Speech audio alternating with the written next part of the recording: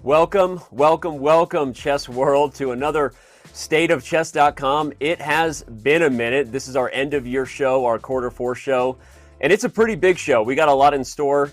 Before we get into that, for those who don't know, this show is also your chance, the community, to sound off. It's my favorite show. I feel like it's the show where we get to get into all those questions that come up in chat throughout the year while we're doing chess commentary and we can't focus or fully digress into a side topic about the future of chess events or strategic stuff or products and features. But that's what this show is. This is the show where we get into all of those topics and more. And so many of you have been kind of waiting. What is it? What are these big announcements? What is today going to bring to the chess world? And on that note, let's go ahead and bring up our run of show here. That's right at the top of the list. You kind of knew it. You kind of guessed it. Some of you who follow it know that Chess.com's acquisition of the Play Magnus Group is official. While that may seem like, yeah, duh, to you, it's actually been a lot. There's been a lot going on, and it means a lot for what we're going to be now allowed to talk about and getting into. We have been two separate companies for the last 6 months, even if you didn't think so. And now we really get to get excited together as little chess kids and talk about all the fun things that we're going to be doing next year. And there will, of course, be a lot of specific announcements with that, too. Probably one of the biggest ones for those tuning in here is what's going to happen to the future of the events, right? The Champions Tour and all that was, Chess.com's Global Championship, all the things we do. No longer will those be separate. What are the specifics of that, and what are our goals going forward? What does it mean for the players and the fans? That's going to be a big topic.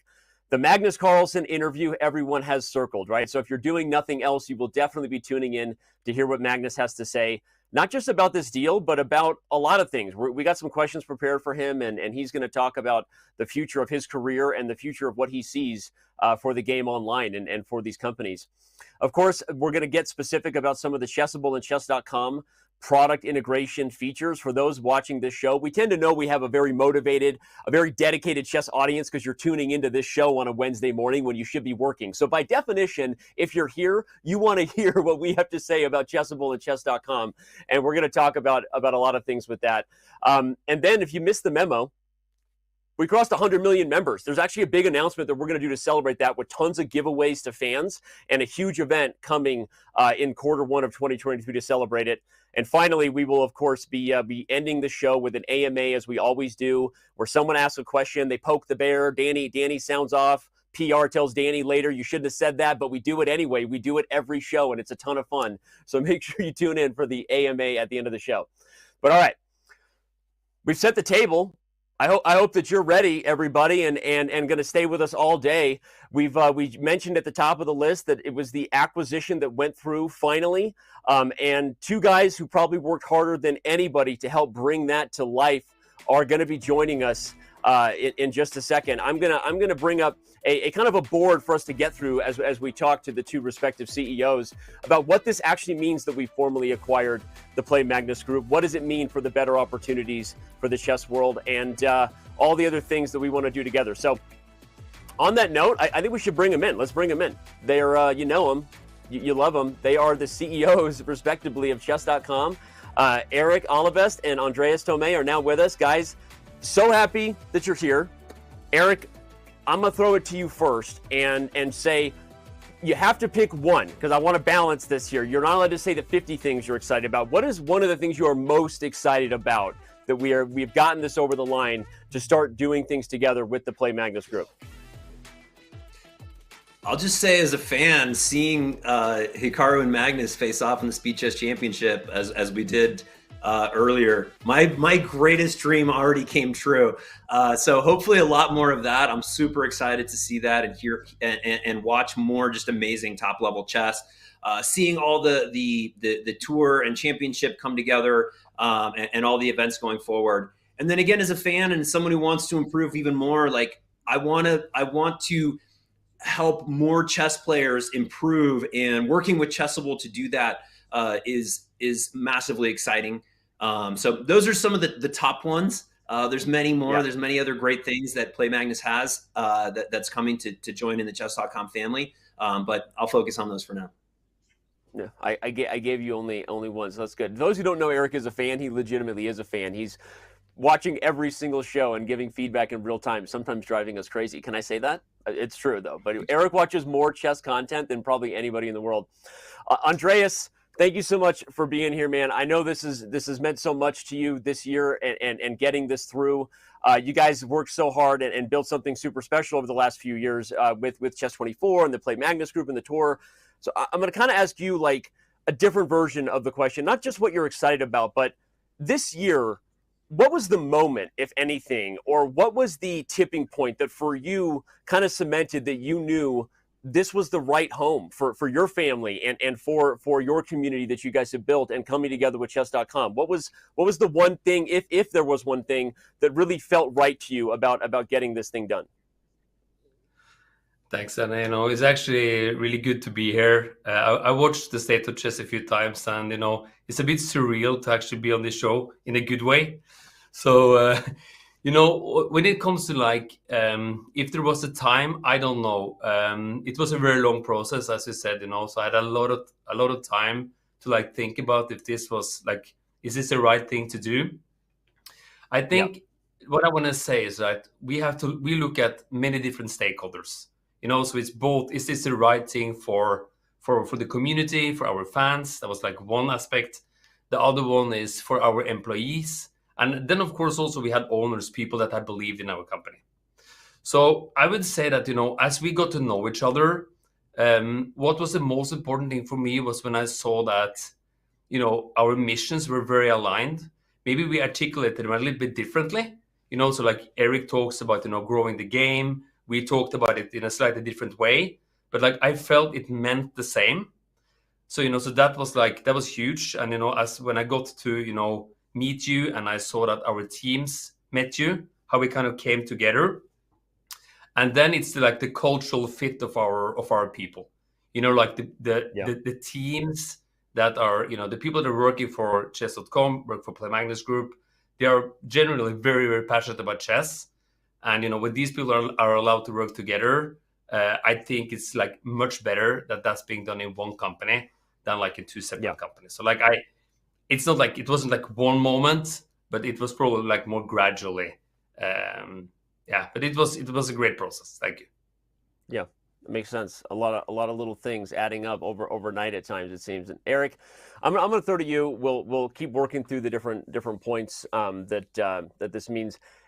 Andreas was mentioning the mission, obviously growing the game. Today, we'll just share with the world, you had an AMA just for our company, right? Talking, our company's growing. We've got a lot of people involved now and two companies coming together. What are some of the things that are being talked about internally that people are excited about? And when you talk about the mission and our culture, what would be your message kind of on that topic, just speaking internally about our groups of people working together before we even talk about what it means for the fans? Yeah, I mean, our missions, we've got, I guess, 3 missions in our mission statement. One is to serve the community, one is to grow the game, and the other third one is to be the best possible place to work on the planet. And that's creating an environment where people can work on a mission, where they feel enabled and empowered as like a human, and to work in a remote environment in a very global and diverse company, and to feel really empowered in their role and to grow. So bringing even more people together with this, we're now at 600 plus people. And so, to create that level of environment for that many people is a challenge, but also an amazing opportunity, and one I'm very much looking forward to. I would answer with that primarily. You just said 600 plus people, and I almost blacked out a little bit. That's crazy. That's even a thing for a little chess company.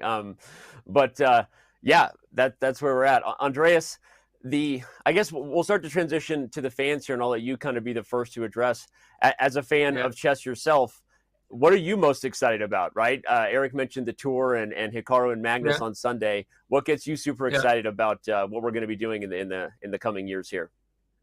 Yeah, no, I want to follow up a little bit on that actually, because I think what we should be very proud of, all of us, is we had this chess boom, so a lot of good things happened for chess in the last years, and so many people came and started to watch. But that was not enough, right? It was the fact that Play Magnus Group on our side, we created the Magnus Carlsen Chess Tour that became the Champions Chess Tour. That I think was very important innovation on our side.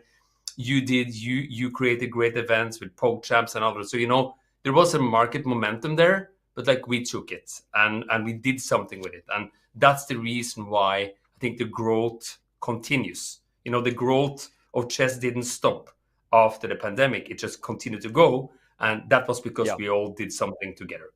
And I think and Eric touched on it, right? So I think the fact that our events are coming together, and it can be like one place where all the best players are competing. And I also think over like a whole season, I think that's something that is quite important for a sport, that like you have something that goes on over a long time. I like that. So that's like one area which is very exciting. The other one is obviously around learning, and Chessable and we have invested a lot into like creating tools and content for people that don't only want to play, but that really want to improve and learn chess. And we are very, very excited about seeing some of the creators and some of the content creators on chess.com also have the opportunity to come over to Chessable and create courses. I think that's another area that's pretty huge. Yeah.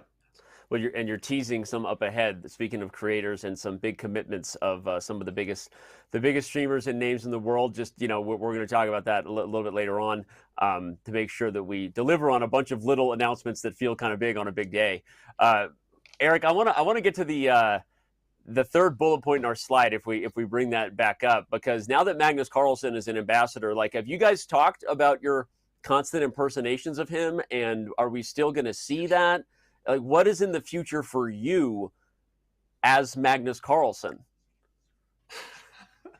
How can you ask me that? I don't even know if Magnus has seen that. I don't know what he thinks about it. I expect to get like a WhatsApp message in a moment, like, never do that again. I have no idea. Well, I don't know. I don't know that he feels that way. I think a lot of people are looking for Faster Heart as a future sponsor. But all right, okay. Eric, I'm gonna throw it back to you. Andreas mentioned. Go ahead. No, I was going to say I'm so excited to have Magnus as an ambassador. I mean, he is. I mean,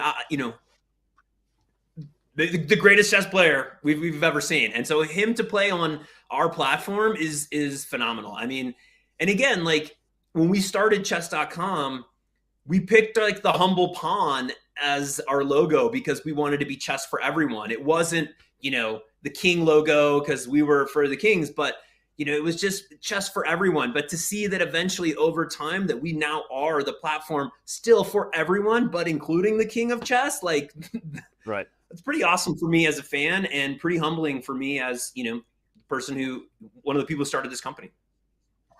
were you surprised to see that a Sunday match after the World Cup between Hikaru and Magnus drew what it did, or are you just like, no, checks the box? That's what everyone wants to see. I mean, was there a World Cup? I don't remember, because yeah, exactly. there was a speed chess championship that blew minds. Yep. It was our second most viewed show ever. Like, it was phenomenal. Yeah, crazy. Well, we're going to get into all that and a lot more events coming up, and of course some questions for Magnus on whether he was surprised and how much he's already maybe looking forward to revenge. I don't know how many people were surprised by Hikaru's victory. Sorry, I can't go full fan mode. We got to keep talking through these points. So, Andreas, it may not be the last question for you. Of course, we are going to be getting questions from our community. Reminder chat: if you're here watching, queue up some good questions and make them good ones, make them tough ones. The team who's working hard is going to bring them to us.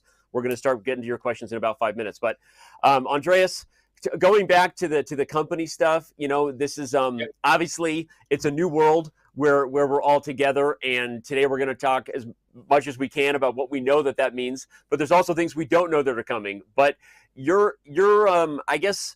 Anything else you would want to say, I guess, in terms of what this has meant to your team specifically, more than the community, to kind of join forces in some ways? Because there have been ways where we've been kind of competing a little bit, right? And that's going away, where we don't have to kind of be punching at each other anymore, right? Let's just call it what it is. What are the things that you're excited about from that perspective? No, I was thinking a bit about this. Like, I haven't worked in this chess world as long as you. I've worked there for about now 5 years, since I joined the Play Magnus app and Magnus. I think it was back in 2017. And, I can hardly recognize the landscape, right? I mean, so many things have happened in that short time. Very, very exciting things. We have been, as I said before, I think we've been extremely lucky. But it's not only enough to be lucky. You have to do something with it. And we, as people working in this in this industry, we have done a really good job over the last years. I was thinking also about the number of people when I heard the 600 number. I think if you go back to 2017, how many people were then working in Play Magnus and Chesscom together? I would say it's probably less than 100 people, something like that, right? So what I'm really excited about is basically this huge community of now, millions and millions of people being active on our platforms. All the creators, all the people doing stuff, on the streaming platforms, on the content creation side, combined with the 600 people that is working in our company, that's going to create some, I think, amazing products. I don't know what they are. I don't think probably nobody knows what they are, but it's going to come some really, really cool stuff out of that. And there is a lot of energy here. So that's probably what makes me most excited. Yeah, I love it. Well, okay. We're going to talk about what it means for the community. I'm watching you chat. I know the community's bringing us questions. So let's get some specifics, right, on the agenda. Let's bring up some of the specific points. We know it's going to mean stronger content, probably some more focused content to the different types of groups that we know are out there in terms of chess enthusiasts. Consolidation of our events, the best players under one roof. But in reverse order, Eric, I want to start with you. There's something I have circled there, the third one down, the improved insights with Aim Chess. One of the companies within the Play Magnus Group family that maybe you didn't know about, Aim Chess, has a lot of expertise in this area. We've been building a lot of things from an insights perspective. So, Eric, why don't you talk a little bit about that? You can choose another one from our product menu, but I think a lot of people are interested, right? It's advanced analytics for chess. How do I get better? Not just instant feedback about a game, but about all of my games and where I can improve as a player. So take it away from a product chess fan perspective. What gets you excited about that? Yeah, I mean, Aim Chess has built some really amazing technology, and they do have, users and subscribers there who play on chess.com and play other places and upload their games and get some insights. And people who want to continue using Aim Chess will be able to do that, and that can be their home. But also, we hope to bring that technology to chess.com as well, where, 10 million games plus are played per day. And if we can feed that in, for those of you who haven't checked out your insights, it gives you some really interesting things there, but there's more that can be said. And over time, that's an area where we want to invest, because the more you can learn in some ways passively from the games you're playing and pick up some insights, oh, that's something that I do, or that's something I can learn from, or, oh, that points to a weakness in my game, or or there's a course that meets my needs and will help me improve in this opening or thing. So there's a lot of pieces of this ecosystem that will come together around learning and playing and learning and improving that come at the end of the funnel of playing. So you play games, Right. and then what do you do after that? What are your takeaways, and then what can you work on? And so this acquisition in many ways helps us, flesh out that funnel better. But more games are played on chess.com than anywhere else by far, and so it makes sense for us that continues on in this journey, and Aim Chess is a big part of that. Yep. When we talk about recommending courses, when are we deleting the hard line of code that says never mention an Anish Giri course? Like, is that required as part of this, or who's in charge of that? That code's being pushed live right now. Anish, Okay. we are. As someone who has spent time with Anish, obviously we like to tease each other a little bit. No, we're so excited. Like, there's so many great creators, as you said, and I don't want to spill your tea too early, but there's a lot of great creators, a lot of great courses coming, and we're just excited that the community can come together around content, and there's no more kind of awkwardness in those things. Although things with Anish and me will probably always be awkward just because of our personalities. And anyway, you know what I'm saying. Yeah. Yep. They will remain awkward, and believe me, they are going to get more awkward on this show as we go. Don't worry about that, Anish. If you're watching, it has only just begun. All right. I had some more specific questions I want to get into about product, but I'm being told we got a lot of great featured chat questions lined up. So let's do it. Let's start diving in. So we're gonna bring up our featured chat questions first and foremost from the team. We've got, let's see. Well. I'm gonna let it be fed, but we've got questions about what you're most excited about. I think we kind of got to that. I want to ask about the commentators. Okay, what are we most excited about? I do think we talked a lot about that. I think the Champions Tour, the players under one roof, and the product there. It's a good question from the community. We'll kind of get into more specific ones as we go. I want to get to the second one that asks about the commentators coming to chess.com, and I guess I can actually answer that and say that, our plan is everybody's going to be working together, right? So rather than thinking about it as Chess24 coming to chess.com, you might see some chess.com commentators, headed to Oslo in the studio. And again, I don't want to reveal too much about how we're going to operate with the kind of the new combined series of events for the tour, but you're going to see everybody working together. Who do you want? In fact, I'm going to ask you, community, list in chat. Do you want Robert Hess working with David Howell? Or do you want, Danya working with Jovanka Huska and everywhere in between, right? Again, as long as Anish Giri's not involved, I'm open to any commentary pairings that the community can come up with. So, all right. Here's a good one. Eric, I'm going to throw it to you. So, will accounts and paid features on all sites, chess.com, chess24, be combined? What is the early plan? If you're a subscriber out there who's dabbling in all of it, what are the ways we're going to kind of navigate that and bring value to everybody? Yeah, the honest answer is we don't totally know yet. And there's no immediate levers that we're pulling. There's no easy magic strings and dots that you kind of touch together and then it all works. It's just, that's not how code is.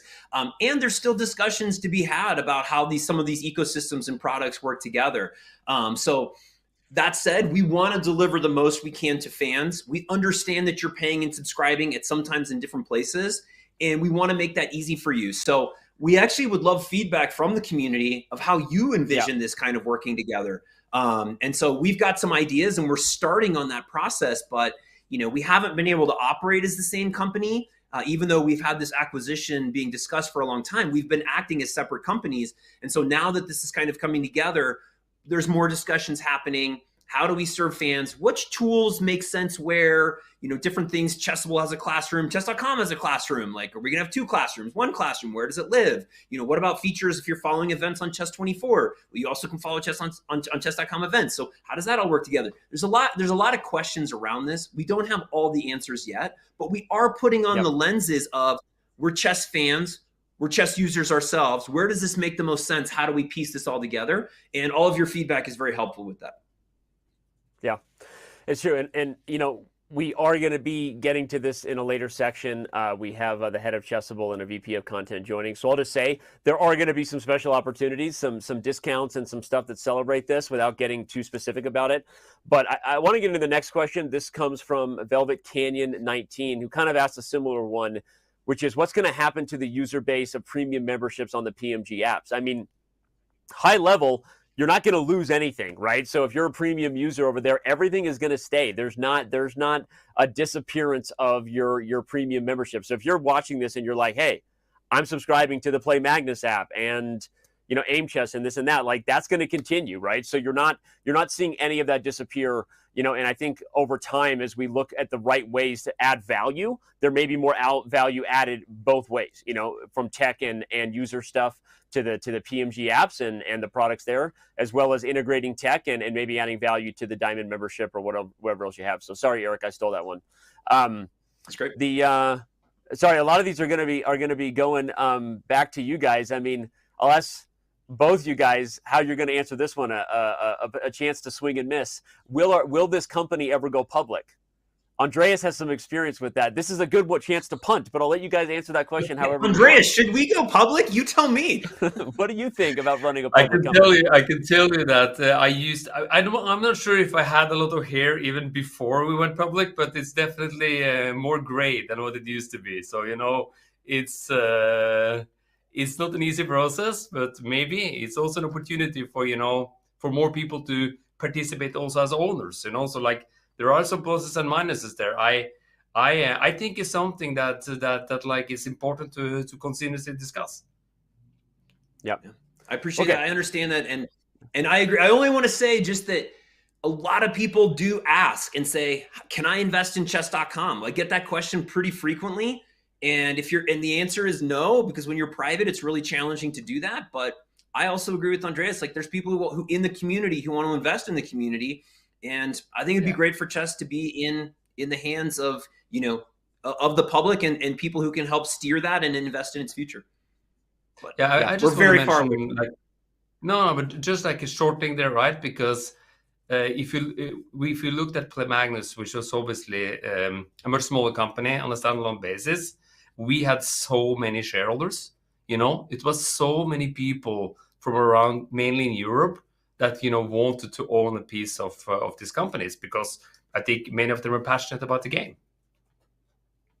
Yeah, which is a good sign if there were even more people who wanted to have a piece of it. We don't know the plans, as they kind of said, but who knows? All right. I want to see how we answer this one. There's a question about things for the public, not going public, but are there plans for live coaching and master classes through either of the Chess.com or Chessable classroom products?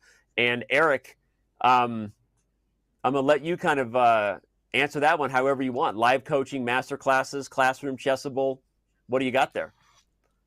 I feel like this is your way of like needling me along of what you personally want to see. I know, so I get it, and like you're doing it in front of a lot of people, and you're making this came from user Zone Horse 1, so I didn't make it up. Yeah, you're Zone Horse 1. I know you are.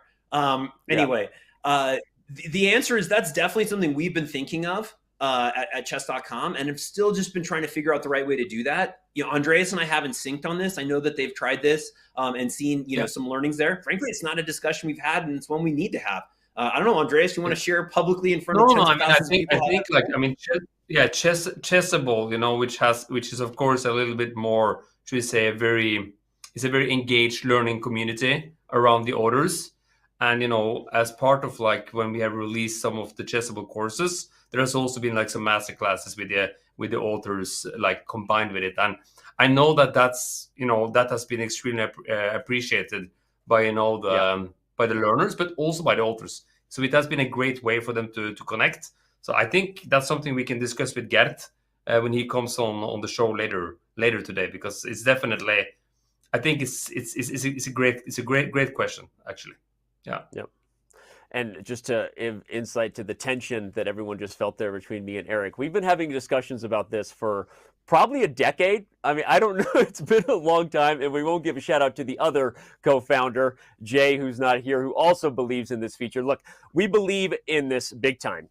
Andreas and Garrett and the Chessable team believe in this big time. And I think that, we've invested so much in coaching and coach the AI, but we definitely believe that there's a home for this, and there's just a lot to unpack there as far as actually bringing it to life. So, all right, I'm going to jump to the last question here. By the way, there were so many. I'm gonna jump to this came into from Knee of Tari. Knee of Tari wants to know whether Magnus will be streaming more, or when is he going to start streaming more, as if it's a foregone conclusion. I'm going to take that one and say that might be a question you should save for Magnus when Magnus is here, and I will be happy and willing to put him on the spot about that, because he and I have had a lot of discussions about that, and it might be interesting to see how Magnus feels about it. People know he has done that from time to time. And I'm going to answer one that came earlier about there being banter blitzes. Remember, we're not going to take anything away that feels bad, but one of the cool things that Chess.com has done that Chess24, hasn't invested in much yet, because they were doing good stuff elsewhere, is the streamers kind of ecosystem, right? In a lot of ways, we feel that the banter blitz merger, with helping even more of the Chess24 kind of faces to the community build their own streaming brands, is a big part of what we're excited to be able to help them do as well. So it's kind of a yes and. It's not a no, but things are going away. It's kind of a yes, and things might evolve into spaces that are even better for everyone who loves those things. So I stole one in there. I stole one and answered the Banter Blitz one too. So, all right, keep that question for Magnus. Eric and Andreas, I can't keep you here because we got a lot more to do, and you guys got a couple of companies to run that are now one company. So we're gonna let you get to that. Thank you, Danny. Thank you for being here, guys, and we really appreciate you, and can't believe we got here.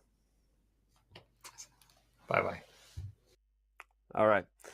Well, that was awesome, and the conversation could probably just keep going and get more and more just kind of behind the scenes. We wouldn't mind that, but there's a lot more to get to, and a lot of the questions you're bringing, chat, are probably going to be answered by other guests and other topics that we have coming up. For those of you just tuning in, we have a big run of show. It is the end of year, the Q4 December edition for the State of Chess.com. Plenty more ahead. When we come back, we're going to be diving in to some of the big questions about events. We're going to be talking about what the calendar and the mergers of the Champions Tour and the Global Championship mean. So don't go anywhere. When we come back, we're joined by two more special guests and diving in to a lot more that you want to know about. And we will be back in just a few.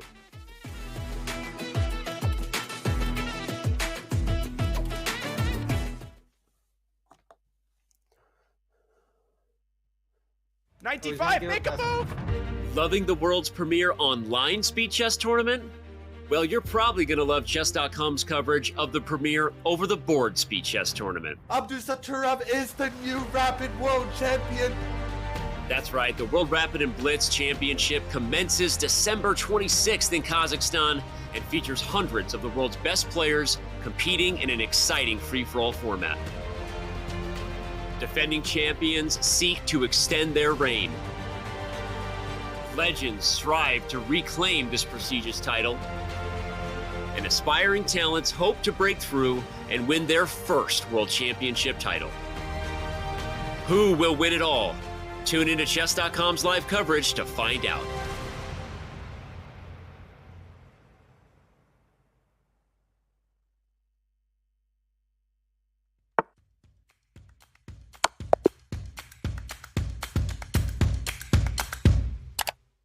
Just played an exciting game and want to see if you got a brilliancy? Or maybe where you could have improved? Chess.com's game review is just a click away. Game review is a fast, fun, and instructive guided review of your games. See your accuracy and your opponent's accuracy.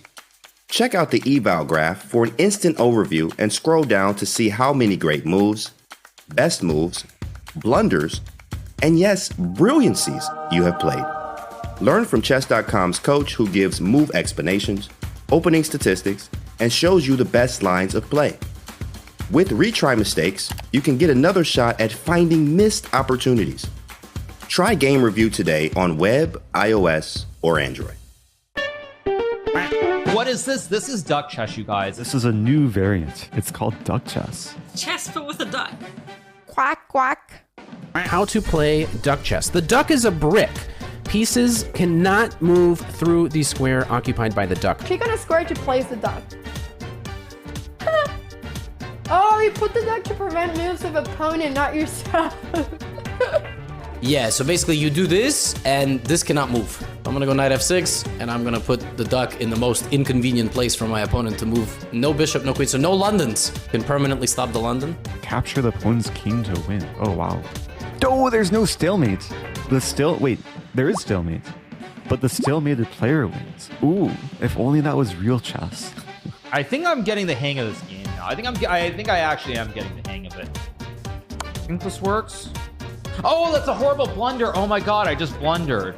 I have to move something else first, then dark, and knight will take my king. This is the best way to lose the dark chess.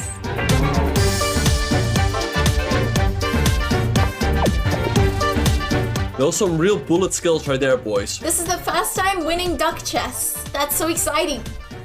Oh no, mouse slip. No. I won! Yeah! Duck chess champion. Give me those points, baby.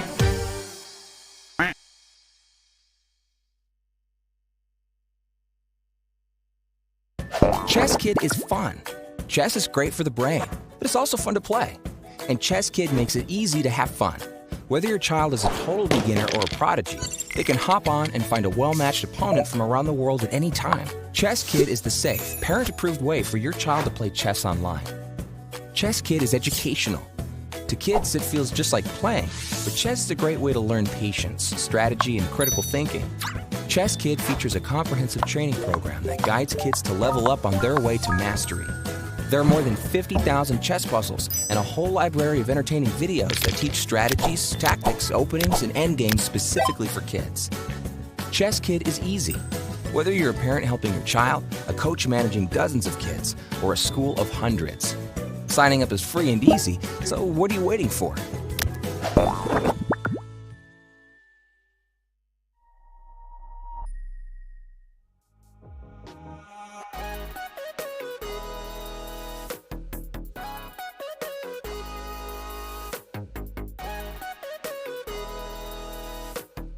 My name is Ethan Curry.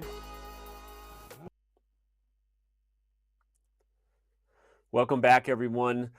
The state of chess.com continues here. Always feels good to get that first segment out of the way. The nerves are gone. The community is chirping. We see you, chat, and so much more to continue to dive into today. We teased before the break that we were going to dive into one of the biggest topics people have, not just because it's the events that they all want to watch with the best players in the world, but it means a lot for where you're going to watch and the channels and how we're going to break down a very busy calendar year.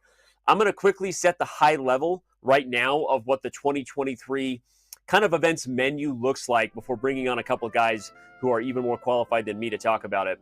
The Chess.com events calendar is going to start in Q1 with something we're kind of calling Team Chess Season. The Collegiate Chess League is back along with the Pro Chess League. Those two things are going to be bigger and better than they ever have been. If you haven't seen the growth in our college programs, you might be surprised within the next couple of years just how many kids on campuses around the world are playing chess and what the CCL means to them. So stay tuned for that. The PCL, you know what it is. I already know that many of the best players in the world have signed with teams, and we're going to talk about that. The streamer community events we've run, they're going to continue. With a busy calendar, sometimes people might be worried, is anything going to sacrifice? The answer is no. Magnus playing Entitled Tuesdays. We have Arena Kings going. Puzzle Week will start the first week of January for those who are super into our puzzle battle tool or solving with Puzzle Rush. That's going to be coming too.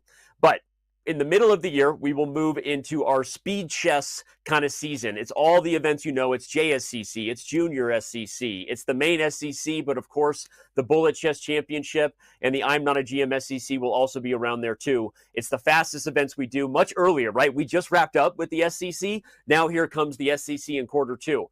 But the next thing I want to talk about is a lot of people have been asking what has happened to our celebrity kind of pro-am events, right? The last one we did was Blitz Champs in the summer, but there's a lot more coming with that. It's been kind of an interesting up and down ride for all of our PogChamps fans. So many probably watching this maybe got into chess from PogChamps. There is a lot more coming that I wasn't even allowed to put on this board because there's too many moving parts. We're doing a huge event with Rolling Stone that we are now teasing for the first time. It's going to be sexy and loud and awesome and in New York, and I can't say anything more about it. Probably said too much. More events with NFL NBA, NHL, so many athletes interested in doing some fun stuff. And then we will have a PogChamps return. I'm not going to dive more into that, but it's all going to be happening next year. So, okay, that kind of lets you know that the investment is going to remain and the fans are going to get what they want with all the different styles of events. But probably the biggest question about this merger, and I've been watching chat this whole time, besides the fun troll questions and the questions about what Eric's wearing, does he ever put on anything but a t-shirt? No one knows. I think Eric only has t-shirts. Sorry, that's his wardrobe. But they want to know what's going to happen with the Champions Chess Tour, the Magnus Carlsen Tour, originally evolved Champions Chess Tour, then the Chess.com Global Championship. Where are we headed with that? So to help me break that down, I'm now going to bring on two guys who are more than in the weeds on this topic. They are the visionaries along with many other stakeholders, but these two guys, Chess.com's VP of Esports, Michael Brancato, joins us, and the tour director for the Chess24 Champions Tour, Arne Horvei. He is with us, joining, I believe, from Norway, Arne. And Arne, I'm going to start. I'm going to start with you, man. Again, the big topic first. Welcome to State of Chess. You are together with Chess.com. I've known you for many years, man. I know your excitement, your passion, your mission when it comes to growing the game and making it more accessible to larger audiences. So what gets you most excited about what we're bringing together into this new series, and what are you pumped to do now that Chess.com and the Champions Chess Tour are one? Oh, where to start? It's just so amazing to be a part of this incredible evolution, I would say, within the chess world, that we bring really bright minds together that has been muddling on our different sides, and now finally can be able to, we can take what we have been doing for broadcasting chess on a level never been done before for a wider audience, take that into reach an incredible membership base that Chess.com has, and together really create some amazing events and with an incredible reach for millions of fans. For those who didn't know, Arne Horvei is the guy who's been behind it. I see so many fans in chat who are talking about the tour and what they love about it, Arne. So that's awesome. And this is one of the guys. I don't want to give you all the credit for the team watching, but you are one of the visionaries. And so it's super awesome to have you. Michael, you've had a vision to make chess tournament formats more like Smash tournament formats since you got here. Just kidding. But that is one of the things you do. What are you most excited about in regards to the specifics, besides just getting all the best players in one event? We know we didn't have Magnus playing in the Global Championship last year. We now do. What are you most excited about, just quick high level before we get in the details? Yeah, so again, there's so many things, but I guess one I want to call out as the guy who had to deal with the brunt of this all of last year is having schedules that are actually in sync. Up until this point, between, the Champions Chess Tour, the Global Championship, the Rapid Chess Championships, and all the over-the-board events out there, like schedules are all over the place. They're always stepping on each other. And now that we're collaborating, we can finally coordinate on like a schedule that is cohesive and makes sense and is best for everyone involved. That's for me, that's so exciting. No more fans choosing on a weekend or toggling between Magnus and whoever was competing in that major of the Champions Tour and the RCC and all those things. So I'm with you on that. As a fan who did too much of that, I can't wait for it. All right, we got a lot of questions, guys. We're going to have you here for the next 15, 20 minutes in chat. Remember, we're going to get specific questions to them, but let's bring up the details of what we are sharing at this point.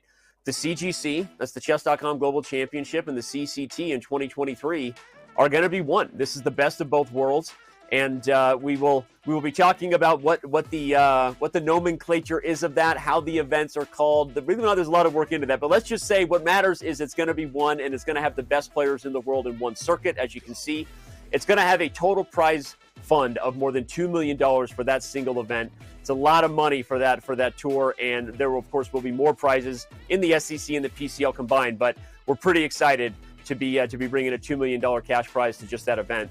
And then we're going to have all kinds of the formats that the players told us they really love: Armageddon, the bidding formats, the rapid time controls. So, Arne, getting all the players in one circuit, what does that mean to you as a guy who's been helping lead the vision? Last year, we were splitting up the players, right? You didn't have everybody competing in the events you wanted, and Chess.com felt the same way. What do you feel like the product really represents to fans when you know that all the best in the world are competing for this and there's no debate about who's there? And what are you able to bring to life in those moments?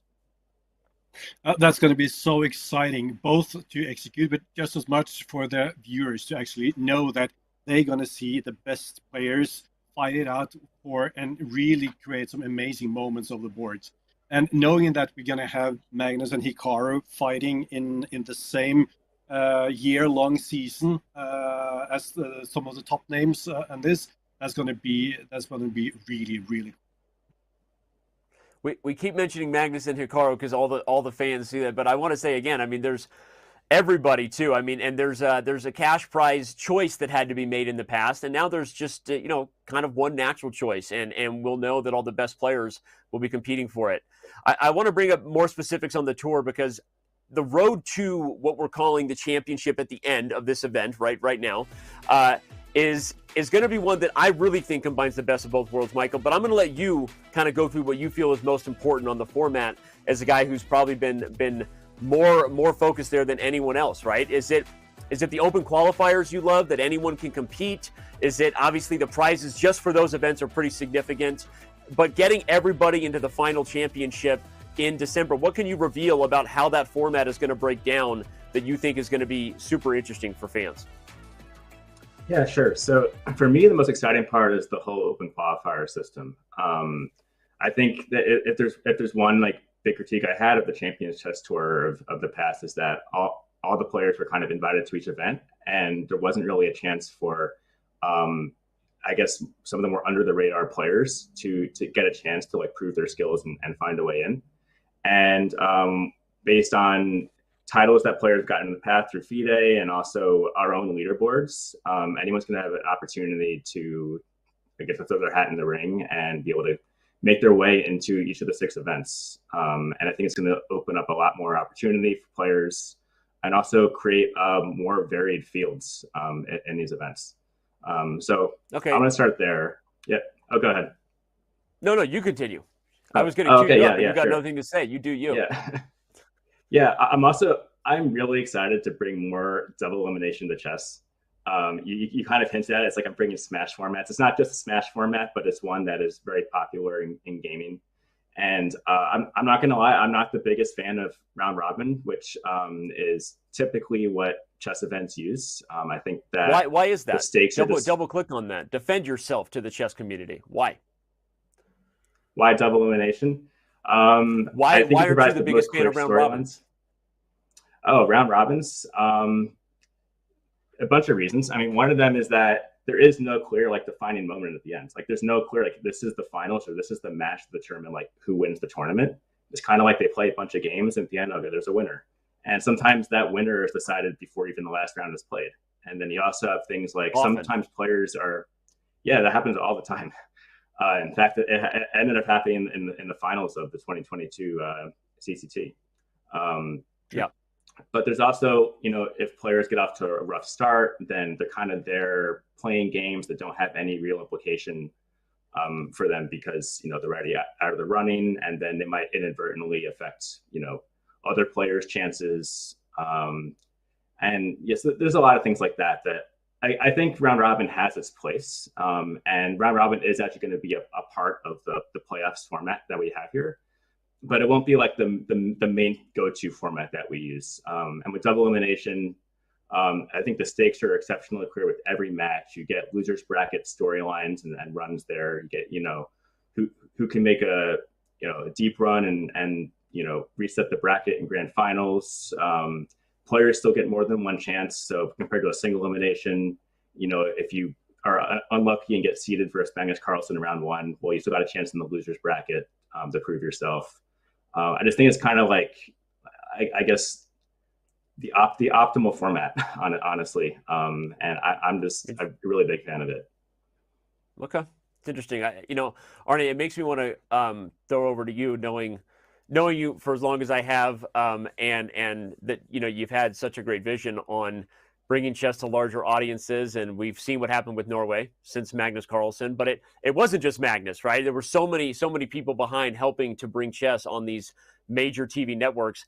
As Michael talks about the formats that are best for competition, what do you think about the format is going to be best for audiences, especially those who maybe don't know all the details of how some of these esports competitions or double elim and all that stuff works? Like, what to you is the most important thing about how this championship series is presented to broader fans, and what do you think they care about most? I think that they, what they care about is the excitement and the mental battles happening between the brightest minds in the world. So even though you don't necessarily understand everything that's happening over the board itself, but you get so mesmerized by the incredible talent that these guys have in their heads, and being able to communicate that in a way that's understandable for a wide audience, even though you haven't studied a lot of chess theory from before. That is really crucial to making the game of chess grow to a wider audience. And doing like we're going to do now for the coming season, with having double elimination, having every single day count. There's going to be decisive moments every single day of the event. Then the storytelling is going to be even better to go out there for the audience as well, to understand that it's either do or die. Every single day of the event. And yes, you get, if you die, you get a second chance, but then if you die again, you're completely out of it. And I think that that's a really cool way to take this further, because what we are doing here is we are pushing the envelope, keeping the respect of the sport, but at the same time also making it even more accessible, interesting, and up to date for a wider audience. Makes sense. Michael, going back to the slide, we talked about the open qualifiers. We've talked in the weeds about some things we want to do with the format. We see that we are going to be, again, bringing a $200,000 first place prize. That was the richest prize for any first place victor of any tournament last year, and we'll be matching that again. But what can you say about the finals? Arne talked about it being super exciting, the fact that every day someone's life is kind of at stake. What can you tell us about the format of the finals as it compares to what the CGC was versus Champions Chess Tour? And I know we're going to be breaking down this, but just give a little teaser to the fans, kind of whet the appetite. Yeah, sure. So there's elements of both events, which I think kind of represents kind of this union of the two previous event series. Like the Champions Chess Tour ended at the round robin, and the CGC ended on a knockout bracket. And I'm not going to go like too in the weeds here, but we're basically having a round robin playoff phase that ultimately feeds players into a 4-player single elimination bracket at the end of it. So you kind of get the element of all the best players are playing each other. But then also at the end, there's like very clear stakes. There's the semifinalists, and then there's, the kind of goes down to the final match with everything on the line. So you are doing some round robin stuff, right? But we are, but there's a twist to it. I don't want to spoil the twist yet, but I was going to say it's not just straight like round robin in the top 4. There's going to be a little more to it there, but I don't want to spoil that on this show. Okay. All right. Well, guys, this is awesome. I actually was going to tee up a few questions that I just got kind of notified by our team, who's crushing it. Thank you, and our community, bringing us good questions. That we got some of them that the community naturally is throwing at us that are similar to the ones we would continue to discuss. So I'm going to start at the top with 515 Rock Climber, who asked a question that we're not going to totally get into right now, but I'm going to acknowledge it because it is important. Wants to know, when the CGC and the CCT combined, what will the name be? We have been talking a lot about this, and it really matters, not just from a branding perspective and how we want to work with partners and sponsors to continue to grow the game, and hopefully by bringing in more commercialized sponsorship, we're improving prize funds and the livelihoods of the players. So it is a big deal, right? And we've been really thinking through how to do that. But to not put my foot in my mouth as I normally do, we're not going to do that right now because a lot of those discussions are ongoing. But I promise it will be clear. It'll make sense. And it will also be the kind of thing that allows us to continue to work with partners in an effective way to give them the love that they want for their support. So, all right, this is an interesting one. Kyron Hogg wants to know, how will the merger affect player ratings? I'm going to twist that into a question for you, Michael, and say that, what is the qualification process like? Is it only for titled players? Is it open to just the highest rated players? You say it's open. Just how open is it, and will ratings play a part in that? Yeah, so ratings indirectly play a part. So titled players are always eligible to play in our events. But I think the one new thing we're doing is we're actually going to be using the chess.com leaderboards to determine eligibility. It's for the event is going to be if you're top 500, then you are able to play in the event. And so that isn't based on just your rating, although your rating is probably pretty closely tied to your ranking, but it's actually going to be based on the ranking. So if you want a chance to play in the event, you got to go up on our leaderboard and get higher. Okay. So not just title players, but leaderboard. So ratings really matter then. Makes sense. I mean, all right, guys, there's a ton of questions left, but there's also a world champion waiting in the wings who wants to join our show. Again, I apologize to the community. Maybe I should have jumped into those earlier. We will save some of the best ones for the end of the AMA for sure. But I want to give one more question, I guess, to Arne, because some people asking, what will the frequency of these online tournaments be? That's from Japan Night 19. And I'm going to turn that into what will be the frequency of the Oslo studio, right? The traditional kind of production team you had. I kind of know the answer to this one, but I think a lot of people want to know that the high level production stuff you guys are doing is going to stay, even if we're mixing in talent and some of the graphics and things as we're merging a new brand. How involved is the studio going to be? What's the frequency of the studio going to be for the new championship?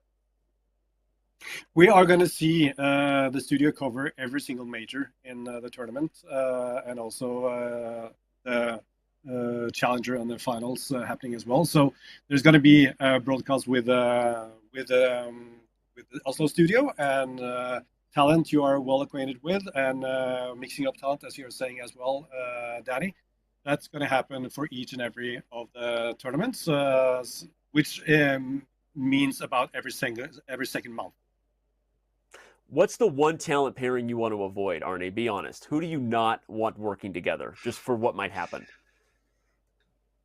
Well, I don't want to have working together. Well, I tend to mean that most people are able to work together. So I know. Put me on the spot there, but I really don't have a good answer on that. What I want the chat to help me and make sure happens is that I want to see you in our Oslo studio as soon as possible, Danny. Well, I'm excited about it. I was kind of teasing you because the trick question, that was the trick question. The answer is always, as long as Anish Giri is not working with anybody, that we're happy. So anyway, you failed that one, but we'll keep bringing you some softballs. I'll get it next time. Apologies. Yeah. Anyway, Arne, seriously, man, I just want to say personally, it's a pleasure. You and I have known each other, worked together. These two guys worked together the first ever official random world championship. Lots of history we could talk about, but this is super exciting. Michael, as well, thanks for joining, man. Can't wait to see this come to life. I'm going to let you both go so we can get set for the next segment and the very special guest. But appreciate it, and we can't wait for the new events coming next year. Thanks for having me. All right. That was Michael Brancato, VP of Esports, and Arne Horvai, who is the tour director. They're working super hard, and a lot of these things are in progress. This deal only closed a few days ago, team. I say team as in our family watching. So we're not just like avoiding things. Some of this stuff is like, we were just so excited to throw it out there, but it is a work in progress, and they are working harder than anybody to do it. All right. I am going to take a very quick break before working hard with all of you to make sure that the World Chess Champion gets all the questions we want to give him, and really we can dive into his brain in our next segment. So that's right. Don't go anywhere. When we come back, we will be joined by none other than World Chess Champion Magnus Carlsen right here on thestateofchess.com.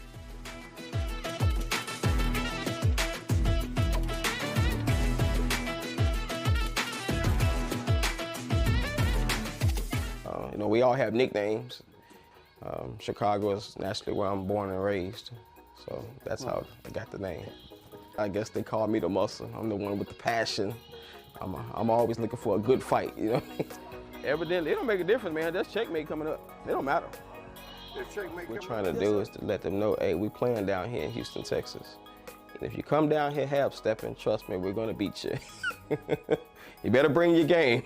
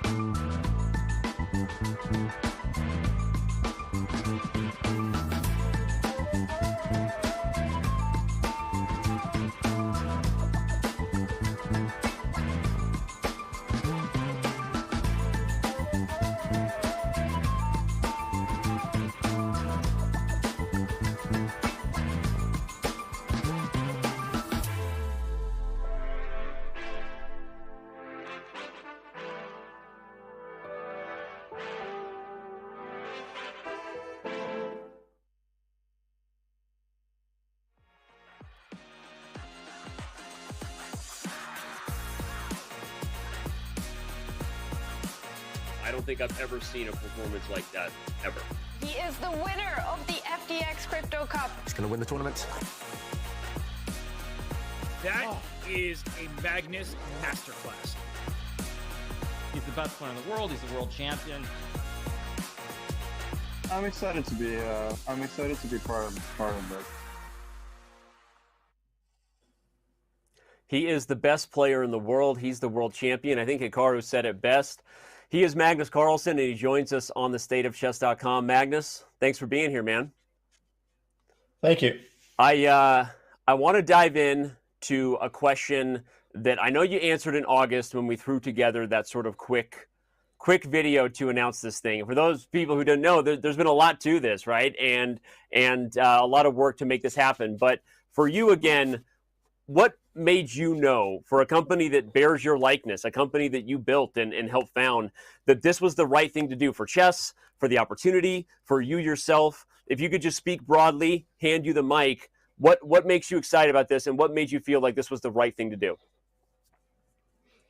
I think it's going to be great for both fans and players. As simple as that.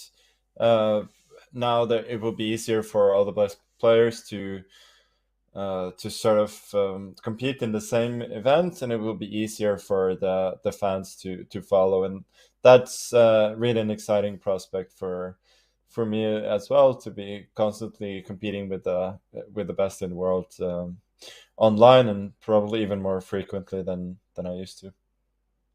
Yep. For you, does it feel mostly about the tour and bringing all the players together, the other things that you've been invested in, like your app, for example? My son wanted to say he can't wait to, he's played your 5-year-old Magnus Carlsen and wants to play it with the other bots. Are there anything else you would say kind of broadly that gets you pumped about this? Or for you, is it mainly about the tour and all the players under one roof? For me as a chess player, that's certainly a big motivation, but I'm of course a shareholder as well in the Play Magnus group, and for that it's also exciting, all the new possibilities that we have, both with our apps and Chessable, the new possibilities for integration there. So it's going to be fun to see, and hopefully generally just great for the chess fans, and yeah, makes sense. I want to stay on the topic then as a player, and we're going to make this a little casual kind of podcast style. I think for a lot of people, the questions they have are, what do you feel is next for you as a player? What is left for you to accomplish at this point in your career, right? This was a big year. You declined the opportunity to defend the classical World Chess Championship. You're super excited about the evolving formats of online chess. But what are your ambitions left in your over-the-board chess career, 2,900 rating, and how do you approach that? And what are your thoughts about what remains for you to kind of accomplish over the years to come? Well, I don't have a lot of ambitions for what to accomplish, but I love the game. I love playing, so that's all the ambition that I really need, and that's why I'm going to continue to compete in the events that I enjoy. Yep. Okay, makes sense. Then moving on from the over the board ambitions, because you're right, you don't have a lot of ambitions needed there. Makes sense. But talking about the evolution, then the game broadly, right? 200,000 plus people tuned in to you and Hikaru on Sunday, and the fans clearly love you throwing down in fast time controls, not just against Hikaru but others. You're documented as kind of wanting there to be an evolution and to embrace faster time controls because you feel like it's the more sporting element in some of your kind of closed door discussions with FIDE. But talk about that a little bit, if you would, about what you feel is important for the game as it's evolving with these online events that lead to these live kind of finals, and what do you think is important to see in these modern chess formats to make sure that the content remains the most exciting for fans? I think you summarized it pretty well there. I would also like to mention Fisher Random Chess, which I would love to see more of in a classical or at least slower time control. When it comes to regular chess, I feel that classical probably will be sort of phased out a little bit, at least at the top level. At least that's what I think sort of should happen. I think that the possibilities for discovering new ideas in the opening especially are somewhat limited, and you can see that in faster time controls there's still more than enough scope to play, and the game works in a great way. Obviously this is at the top level. At other levels it doesn't matter as much, but yeah, faster time controls, it matters a lot less there. It's probably better to have it that way because people have the familiarity with the positions. People can see their own theory that they play without the games becoming too boring. So yeah, I think that's one of the big reasons why faster chess is the way to go. Also, a lot of the audience, or most of the audience, is online anyway, so I think there's no reason why we shouldn't play the games mostly online as well. Yeah, it makes sense. I want to double click on that because there's still a lot of comparisons, as there should be, right? Online chess is different than over the board. I mean, physically it feels different, like the energy of your opponent, right, is different. But online chess is where by far more and more players are playing in millions of games. What do you feel is the difference in your approach and maybe even quality of play? Like, do you feel a difference online versus over the board, or do you feel like in 5 years, if you were looking at crystal ball, that'll be a thing of the past, that the modern generation is playing just as high quality online as they are over the board? Or what are your thoughts on just the comparisons there between online and OTB? I feel like I play in speed chess. I play a little bit better online, probably because I'm more used to that. But it's two, as you said, yeah, it's two slightly different ways of seeing the board. But overall, I'm not sure it really, in the long run, it will matter too much in terms of the quality. I also really like the hybrid events where you play online but in person in more of a esports setting. I think a lot can be done there in the future to make that very, very exciting as well. On that note, were you surprised by the record viewership that was? It was the most watched chess show, second only to Game 6 of the 2021 World Chess Championship that you may or may not remember. You were a part of that. So this show on Sunday with Hikaru was the second most watched single chess show we've ever had. And do you feel like the SCC style and format is perfectly designed for what you said that you really like, those hybrid events with playing on a computer but in person with an opponent for fans, maybe in a live audience? Yeah, I think that's a great idea, and I definitely want to be part of something like that. Okay, yeah. Were you surprised by the viewership, or you're like, no, I expect throwing down with Hikaru, I expected that? Well, I expected it to be popular. Yeah.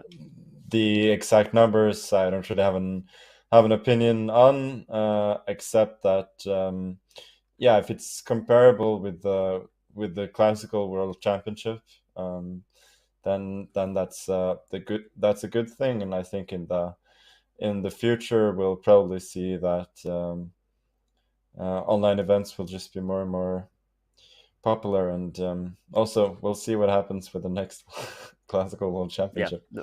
Who knows?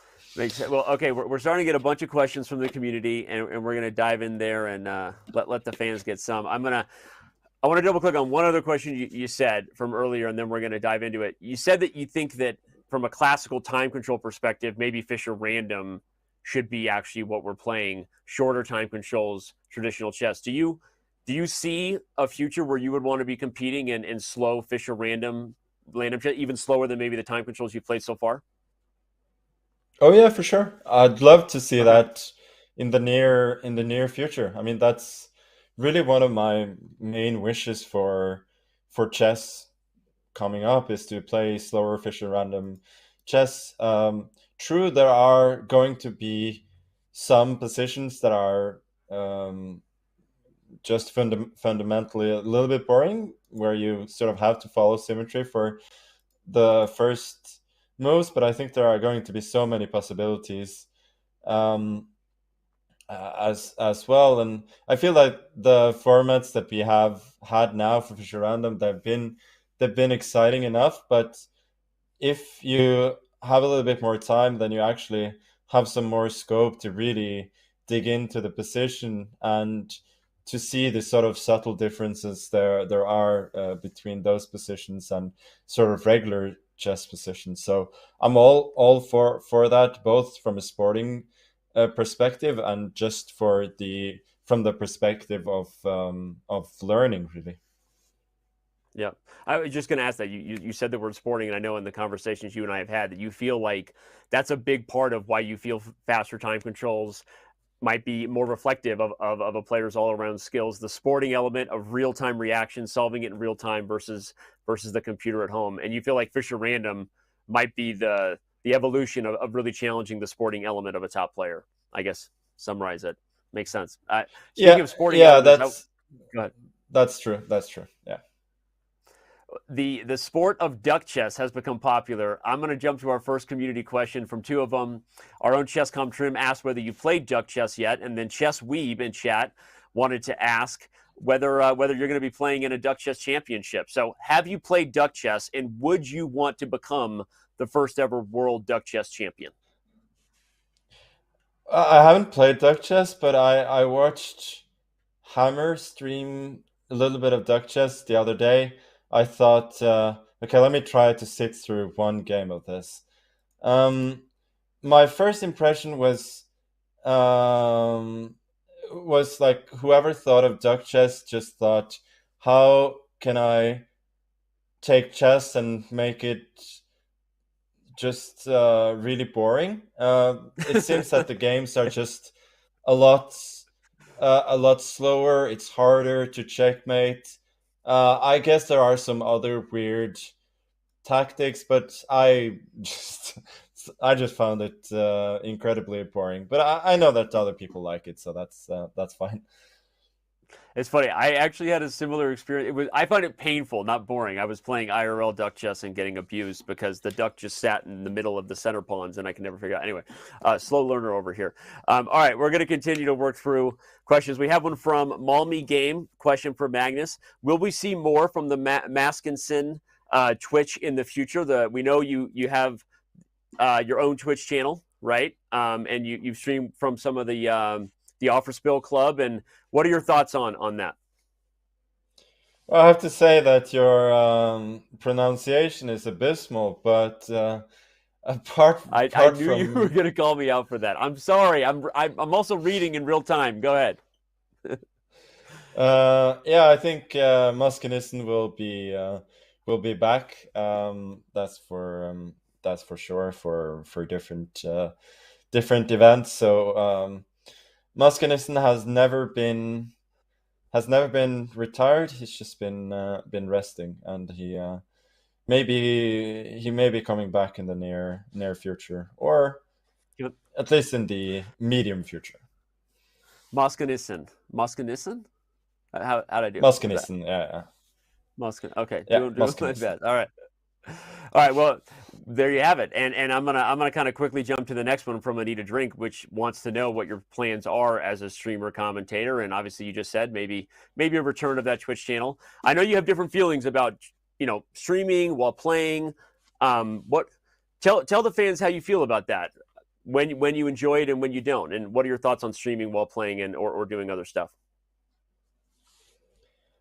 Well, I haven't done it too much, but I generally find it interesting, and I think sometimes if your brain is not working so well, it can be useful because you sort of articulate your thoughts a little bit, and I have found it at times useful, but I think it takes a little bit of time getting used to, for sure. As for commentating, yeah, I like I like doing that. I mean, that's something that I occasionally enjoy a lot. Got it. Cool. All right.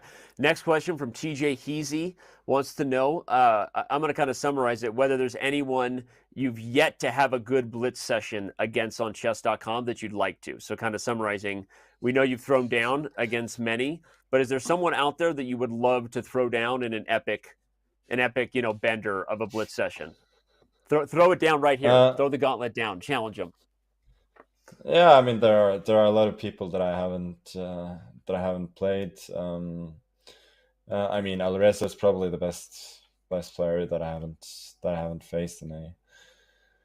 Well, actually, I don't think I've played him in a single in the game in a single game. But also, I think it makes sense that if you're going to play, the very, very best, the very toughest opponent at the most exciting time controls, then that's maybe not something you do casually. Maybe that's something you do in a sort of a more serious match. Yeah, but are you previewing something maybe against guys like Hikaru or Alireza? Maybe. No, we'll see. But I can say, like, in general terms, I mean, something I'm definitely interested in. Like, I love playing blitz and playing against some of the, well, I mean, the very best in serious matches. I mean, there's nothing more exciting than that. Yep. I'll say that while we said this is a show of many announcements, there will be more announcements to come, and tease that, of course, we're working on all we can to maybe have some fun things like that. That's all I'll say. But all right, sticking on the comment of Alireza, and we want him to play more online chess if he's watching. I'm gonna go to a question that you get a lot, but we're gonna ask it because I think the fans just love hearing your thoughts on it. MOE_GE Mo-G wants to know, who do you feel is the strongest from these young chess guys? Maybe your opinion changes from time to time. So I know I'm giving you a question you've had. Forgive me for that. But your thoughts on, you just threw down against Gukesh, right? You've seen what Nihal Sarin's been doing, Alireza Firouzja. Your quick hit list on some of these young guys coming up who you have circled. Well, obviously, Alireza is head and shoulders above everybody else when it comes to basically every format. But yeah, among the others, I wouldn't say there's. If you're talking as an all-rounder, I don't think there's anybody who really stands out. Like, all of them have very distinct strengths and weaknesses, which is to be expected from people at that stage in their career. People like Alireza, who is so well rounded in all formats, and he's basically just one of the top guys. I mean, it's rare to be that as a teenager. So for the others, yeah, a lot of them are very promising, but as I said, I wouldn't say that, like, as an all-rounder, any of them really stick out. Okay, makes sense. All right, a fun one here to maybe round it off. Will we see a Dr. Drunkenstein bot? you've got your main username, and we know that the people who love to play Magnus bots will probably get action on those on chess.com. But do you I don't even know what the question is. Dr. Drunkenstein, that's the bot, the name on the Leechess account you've used. But any thoughts about Dr. Drunkenstein making a chess.com appearance? I don't know. I haven't thought about that. Like one of my friends, Asios, he made a bot, which that the report chart was partly based on hyperbullet games. So then you could see a lot of, like the Lafongs and Queen C2 takes H7 and so on. Yeah. So it would be fun to build a bot based on my drunken bullet games, but I shouldn't say drunken though, because I was never drunk. I was at most like a couple of drinks in any of those enjoying games. yourself. But, yeah, it would be fun. Yep. All right. Well, there you have it. Maybe we need to get a bot, not just of Magnus at different ages. I said before you joined, I joked with Andreas that my son was super pumped about, he actually loved that he could beat a bot, Magnus Carlsen, even though he couldn't get past 5. So maybe we need a Dr. Drunkenstein bot with more personalities. So, yeah, but right, that bot is going to be strong though. I have to say it's going to be super strong. That's crazy. In fact, maybe we make a hybrid Hikaru bot too, and then fans can just watch Magnus versus Hikaru bots all day and keep them satisfied 24/7. So, all right. I got one more question because I know that some of the other biggest names in the game have signed with teams, and we are bringing back the Pro Chess League. Has anybody approached you? I know you haven't signed or committed yet. Your thoughts on whether you are wanting to compete this year, and has anybody tried to recruit you yet? Yeah, I've been contacted by a couple of teams, so I actually agreed to be on the list for a team like a couple hours ago actually. So that's wow. just pretty You good want to break timing. the news and can you break No, the I'll news let and tell them. us? I'll let them Okay. break the news. I don't know this, so I'm super excited. So okay, I'm not promising that I'll even play this season, but it's very much possible. Okay. Well, there you have it. Magnus Carlsen is committed to a Pro Chess League team. I know. I mean, you did enjoy that event, right? Obviously, we've all been torn up inside over the last couple of years that we haven't been able to do as many things together. But now the future is one. And just to speak of the PCL, whether you play or not, you enjoy that league, right? And maybe give your thoughts on that type of idea, like global team chess, right? An online kind of Olympiad feel with free agents. Your thoughts on the PCL and what about that event that you like? Yeah, I enjoyed the first season that we played a lot with the Norwegian team. Obviously, there have been revelations about that team after the fact that I will not. We were going to avoid all the controversial topics we've been through for the last 6 months, but you did it. You're right. We've been through some stuff over the last few months together. You're right. That's okay, but no, I enjoyed the format a lot.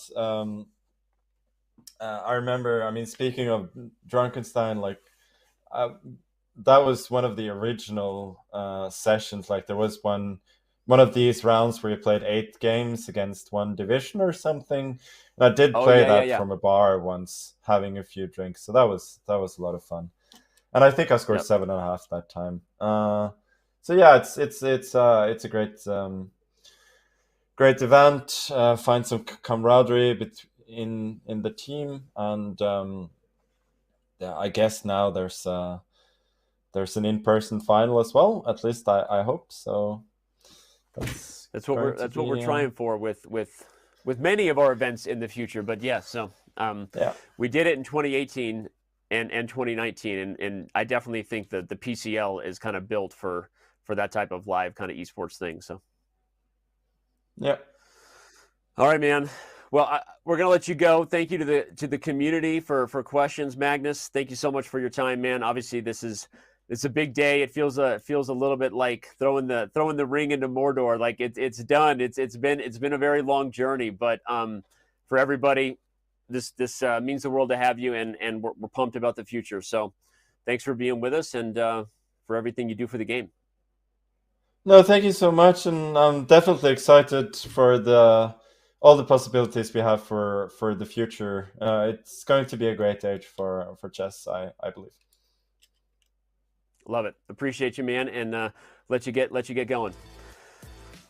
All right. Well, that was Magnus Carlsen, the world champion, and I agree with what he said. This is it's a great day for the future of chess, and there's a lot of opportunities ahead. And I feel like I'm speaking for myself, for him, for a lot of people that have been putting a ton into this, that it feels a little bit like a, oh man, and again, everyone's like, oh, well, I thought this happened months ago. It didn't, and there's been a lot going on with it. And just to get here and to have the opportunity for all of us to really start making plans about how to improve everything together and to unify things and to create more opportunities, it means a lot. And there's plenty more to talk about coming up on those topics.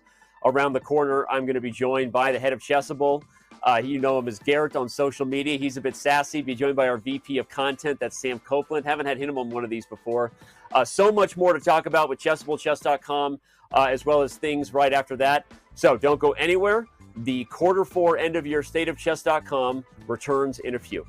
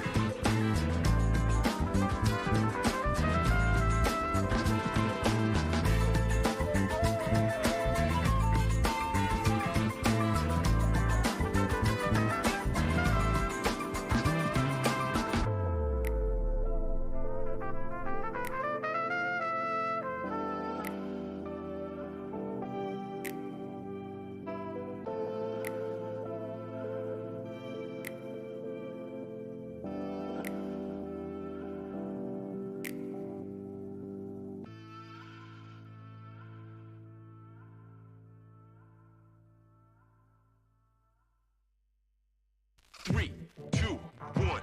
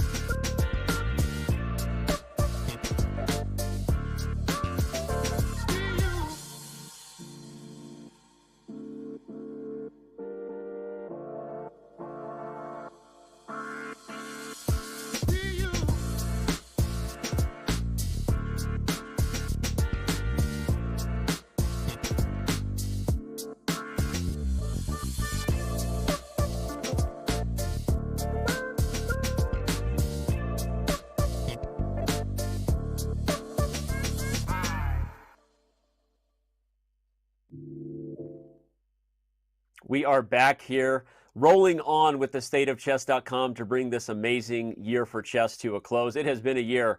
And that definitely was an interview with Magnus Carlsen. He broke news, right? He's committed to a PCL team. I have no idea what team it is. Can't wait to find out. Talked about his opinions about the future of online chess and thinks that more games being played online is a sign of things to come. So anyway, obviously lots to unpack there. I'm sure we'll be sharing it. But we have more to unpack. You saw, of course, the teaser at the break. We're going to be diving into what it means for Chessable and Chess.com to be working together. This is going to be a fun one. I'm super excited to talk about some announcements. We're going to bring you some discounts on the Chessable library, some flash sales happening because of this merger. There will be perks for the Chess.com premium users in the future. Of course, there's going to be Chess.com integration, which means, recommended and catered courses. I feel like Eric and I, maybe we were a little nervous to start the show. We didn't want to overspeak or overpromise, so we didn't talk a lot about the product stuff. But we've been putting a ton of thought into that, of course. That's a big part of why we want to do this, is to help everyone get the access they need for whatever their level of knowledge and motivation is to improve at chess. And of course, you're going to see more courses made by your favorite chess authors and now your favorite chess streamers, right? Two worlds become one. And on that note, let's bring two guys together for one interview. We are joined by Garrett. He's the head of Chessable. And you know him from a lot of things. He's on social media and leading the way for the Chessable team.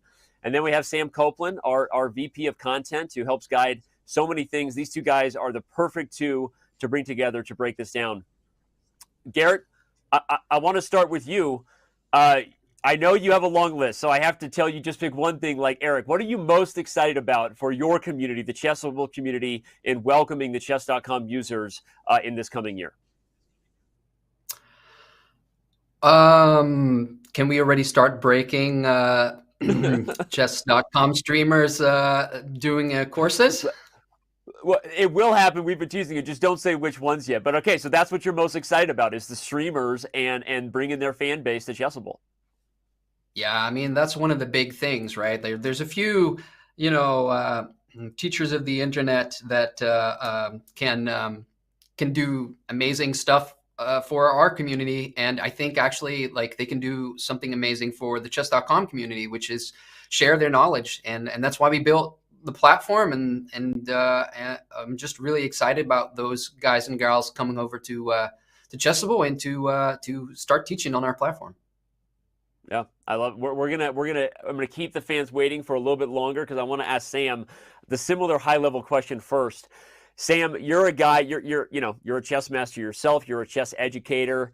You do your own content. Your content for chess.com. But you're a Chessable fan, right? You've been a fan of Chessable and what they've been doing for a long time. So, as a guy who's been helping guide the ship for chess.com, what are you most pumped about as far as connecting with and integrating with the products and the courses that chess.com has, that Chessable has offered? I am so excited about this in so many ways. Garrett and I got to connect a little bit this week, and one thing he shared with me is that I'm one of the first 1,000 members on Chessable. So I've been around for a long time on the platform and have been enjoying and using it. And I'm a huge fan of the authors and courses that are available. And working on the content side on chess.com, I'm super proud of the different types of content that we do. I was just looking up right before this how many people have taken our course on learning to play chess. And it's 7 million and just over 200,000. So many people have come in and taken that course, appreciate that content. And we have that course even in, I think, about 10 languages now. And there's a lot of other content that we provide. We just launched a big course with 50 introductory opening lessons on basically every opening there is, so you can get a quick introduction. But we've never really been able to serve the improving community that really wants to take their game to the next level, the way that Garrett and the team at Chessable have. And I'm so excited that we can kind of bring this together, and we really have a great home that complements all of the introductory content that we have for learners and the other kinds of broad and really fun content that we do that'll really let people take their game to the next level. I think it's a perfect complement. Couldn't agree more. You and I have been talking about this for a long time. We'll have to save that because it would go till we're blue in the face. But Okay, let's bring up our talking points again about what we're going to be doing. You know, we're gonna have discounts, right? We're going to be doing some flash sales, but Garrett, you know, everything Sam just said in talking about the chess.com lesson library and how awesome it's been to reach such a large community. He mentioned some huge numbers. But one of the things that has failed is we haven't had the model that gives back directly to the author and to the creator. And, you know, we've had a different type of thing, the all-inclusive diamond membership. And now it's going to be something that is not just awesome for chess improvers, but directly supports the people in the chess community that they love, the best coaches, the best creators that they like. So even though we're going to talk about discounts and sales, what can you tell us about what Chessable does for professionals in the community? Can you give us some secret financial numbers? Like, how much money has Chessable paid out to creators here over the last few years? Can I put you on the spot? Is that legal? HR's yelling at me. Just tell everybody how much money that creators have made. I think we can give a rough number here. Chessable has paid out over $7 million to creators since we started. We're really proud of that. That's something that we made part of our mission very early on.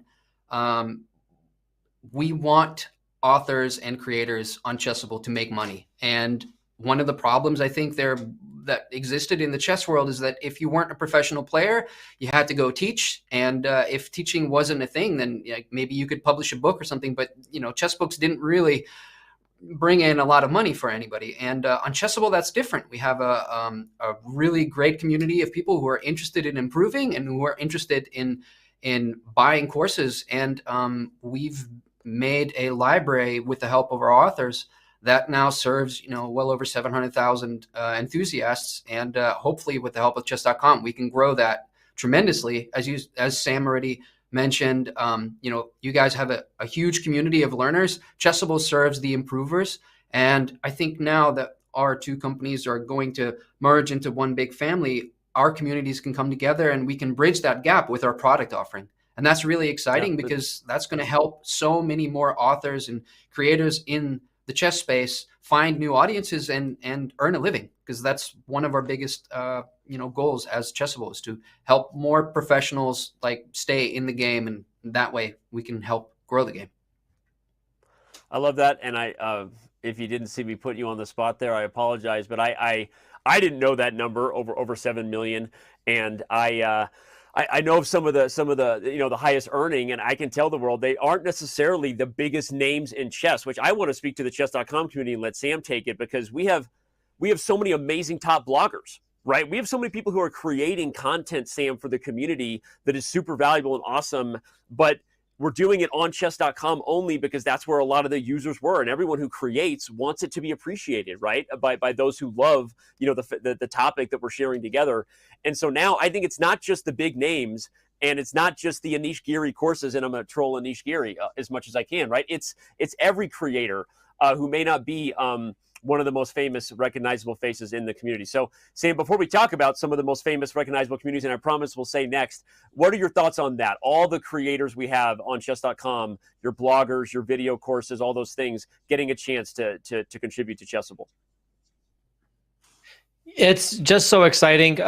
Just from a personal perspective, as someone who obviously with people here has been making a living in chess for a long time, first through private lessons and such. When I got into that and started writing on chess.com, I joined the blogging community. The blogging community was my in to working for chess.com. By the way, that's how we hired just Sam. Creating content. Yep. Sorry, Sam. That we hired Sam because Sam was one of our best bloggers in the community, and I reached out to him and was like, "Hey, man, do you want to join us for this Chess Kid event?" And then it blew. Have we ever told that story? Sorry, I get excited. It's been a lot of years. Go ahead. Yeah, absolutely. I remember I was staying with Sean McCoy, our head of support at the World Open, and I was, I don't know about you guys, but I'm playing a tournament. My mind just wanders because you're at the board for 6 hours. It's hard to focus.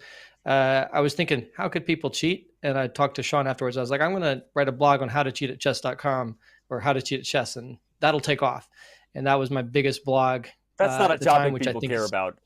That's not a topic people care cleared about. 100,000 reads. So I really tipped a lot of people off, and it fed that straight into a job. So I think that was a great strategy, teaching people how to cheat at chess. Anyway, it's been incredible, coming through that space and being able to get into chess and making a living through this. But that was really, really a rare opportunity. And now what Chessable does is it offers to the people who love creating content, all the bloggers that we have on chess.com, that opportunity. That's not just something like where I got really lucky at an early stage when there wasn't a big ecosystem to get involved in. Now this is something for all of the coaches that we have on chess.com, all of the bloggers, the people who've created articles and write news and just love creating content. They can now get in there and just do whatever they want. And I think that Garrett and I will be so excited to see the directions that people want to take it. Courses that, are super innovative. We've seen so much creativity in the community of creators at chess.com on YouTube and other places. And I think that bringing that over to Chessable will be really exciting. And in terms of names, I think you've been talking to a number of different people who are creators that have been working with chess.com for a while that are really interested in creating courses on Chessable. Levi Rosman, Danya Naroditsky, Botez Sisters, Chess Bras, James Canty, and so many more people, a lot of people reaching out to us. And they're just very excited about getting involved with Chessable, creating courses, and taking ideas that in a lot of cases they've had for a long time for, this is something that I'd really like to get out there. This, I think, would be a great book, great course, and now this is an opportunity for them to bring that over to Chessable.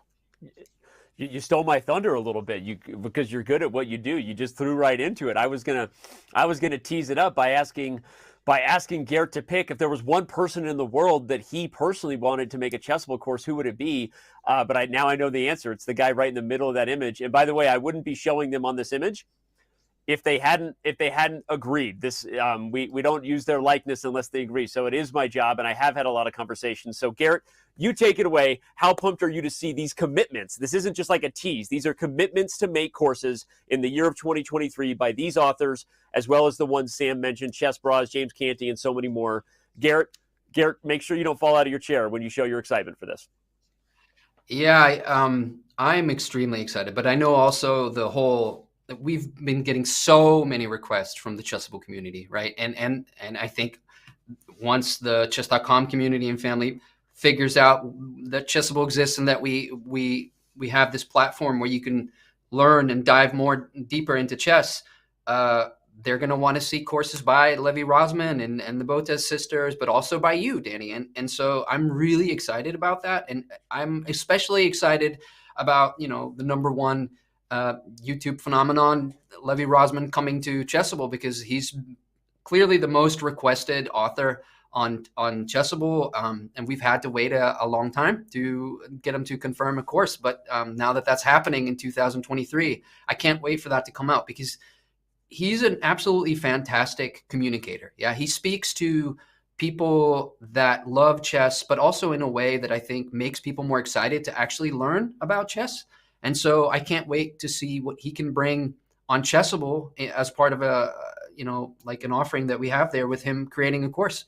So that's really exciting. But one of the things I wanted to highlight is that right now we're talking about streamers. We're talking about titled players like, Levi Rosman is an international master of chess. Danny, you're an international master at chess. I think, Sam, you're also a titled player. So I want to highlight that Chessable isn't a place that is just for those people. You don't have to be a super strong player to create a successful Chessable course. You can be a club player with a really good idea for content. And if you put together something that is educational, that is well thought out, and etc., it has a real chance of success in our marketplace. One of those great examples is we have this course called the Checkmate Patterns Manual, which was created by a Belgian club player named Raf Misselton. On Chessable, his username is Crafty Raf. He created this course, which is like one of the best, most comprehensive courses on all the checkmate patterns that exist. And it was a fan favorite on our site, like really early on. Then we asked International John Bartholomew, the co-founder of Chessable, to do the video presentation for it. And then it became a best-selling course. And so what's amazing to me about that story is that Raf decided, I need this for me, and I can, and since I need this for me, I'm going to create this for the community. I'm going to publish it in the marketplace, And people picked that up and bought it and then supported it. And then as soon as John came and like filmed the videos for it, that course became even more of a success. And Raf makes, you know, a good living off of that course. And that's amazing, because I can't, you know, really think of any examples in the chess world where people create educational content and become teachers for others while making a living off that kind of thing. And so if there's more of you chess enthusiasts out there, you know, and you think you have an original idea, then Chessable welcomes that. And that's, I think, slightly different from, let's say, like the traditional chess publishing business, where it's mostly grandmasters or maybe international masters publishing and teaching. And here, I think it's this lovely combination of super high level, top level players. We have courses by Magnus Carlsen and Anish Giri, but we also have these types of unique courses by club players who just really thought about like what they would like to learn themselves, and then they create that. I love that so much. I mean, honestly, it's the reason we did this, honestly, and I think it's probably the biggest value. And of course, Magnus playing in events and the future of us having the best players under one roof, and there's so many other things, but this opportunity for all the motivated learners in the chess world is simply phenomenal. So thank you for touching on that. We have a bunch of community questions, so I'm going to throw to you, Sam. This isn't a normal State of Chess where we have a full segment dedicated to not just product, but every product we've released every month. We kind of put together a quick board of some of the highlights and things that have been released over the last few months. So Sam, I'm going to let you quickly run through our year in review, you know, releasing the app, the clock app. Maybe just quickly run through this so we can get to more community questions. And what do you feel like we want to highlight for the chess.com users in our quick product segment here? Yeah, there's just so much that has just come out or is very soon to come out that's really exciting. A lot of people will have received the year in review email.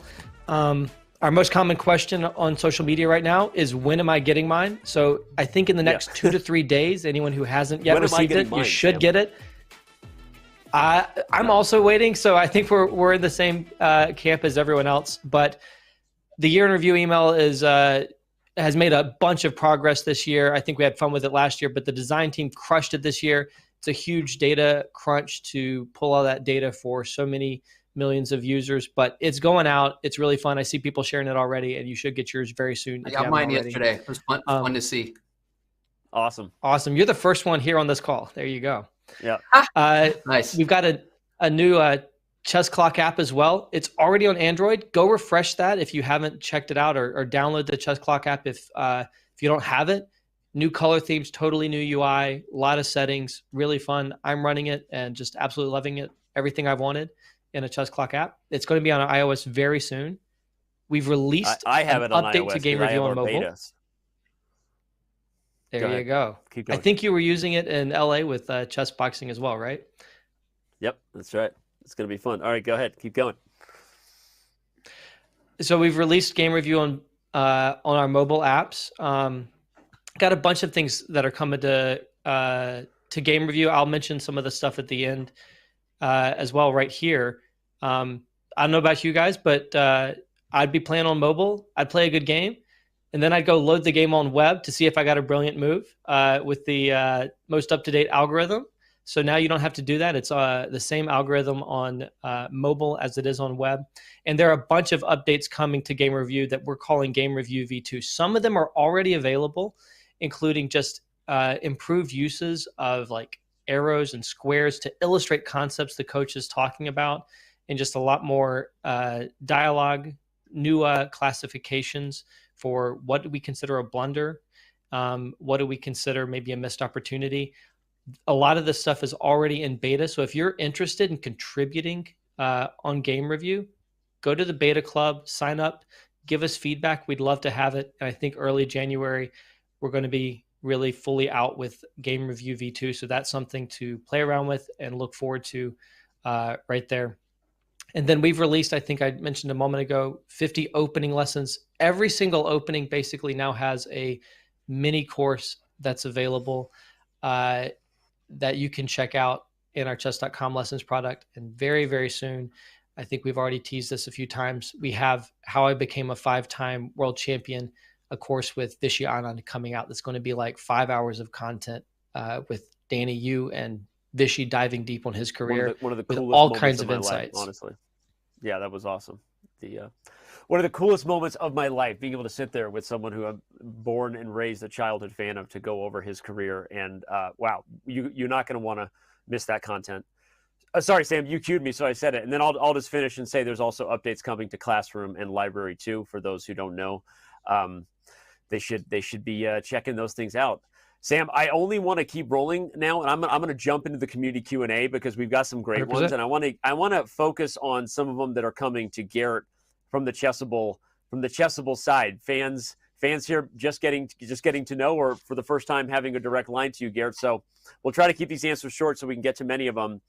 I already know the answer to this. I'm going to let you tease it. Ben's bro wants to know, will Fabiano do a course? Yeah, he's already confirmed and working on one. Great. I was hoping you could say it because I knew he already told me yes. Next one, Jokey Senator wants to know who makes the epic art covers at Chessable. He's a fan. Yeah, that's Adam. Adam Ledford, and he's all over Twitter. So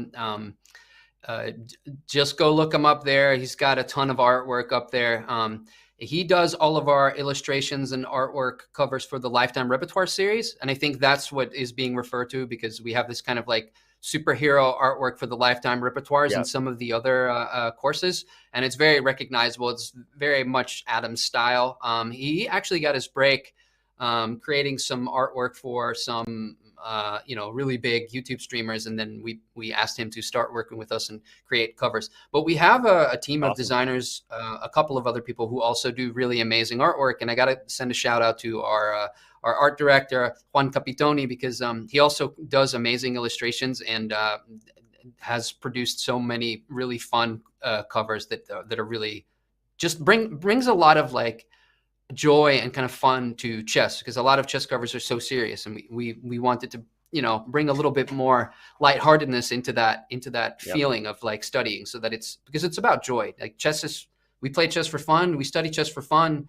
Of course, everybody wants to win, but in the end, like it's just so much fun to learn more about the game, and so we try to reflect that in our artwork. I love it.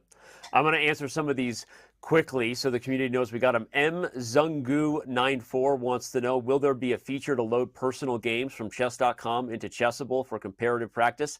Yes. Will it be available in a month? No. But yes, that feature is coming, and it's one of the coolest things that we're excited to do, is those direct connect for all the users on chess.com to get their games instantly uploaded and all the get access to all the Chessable features.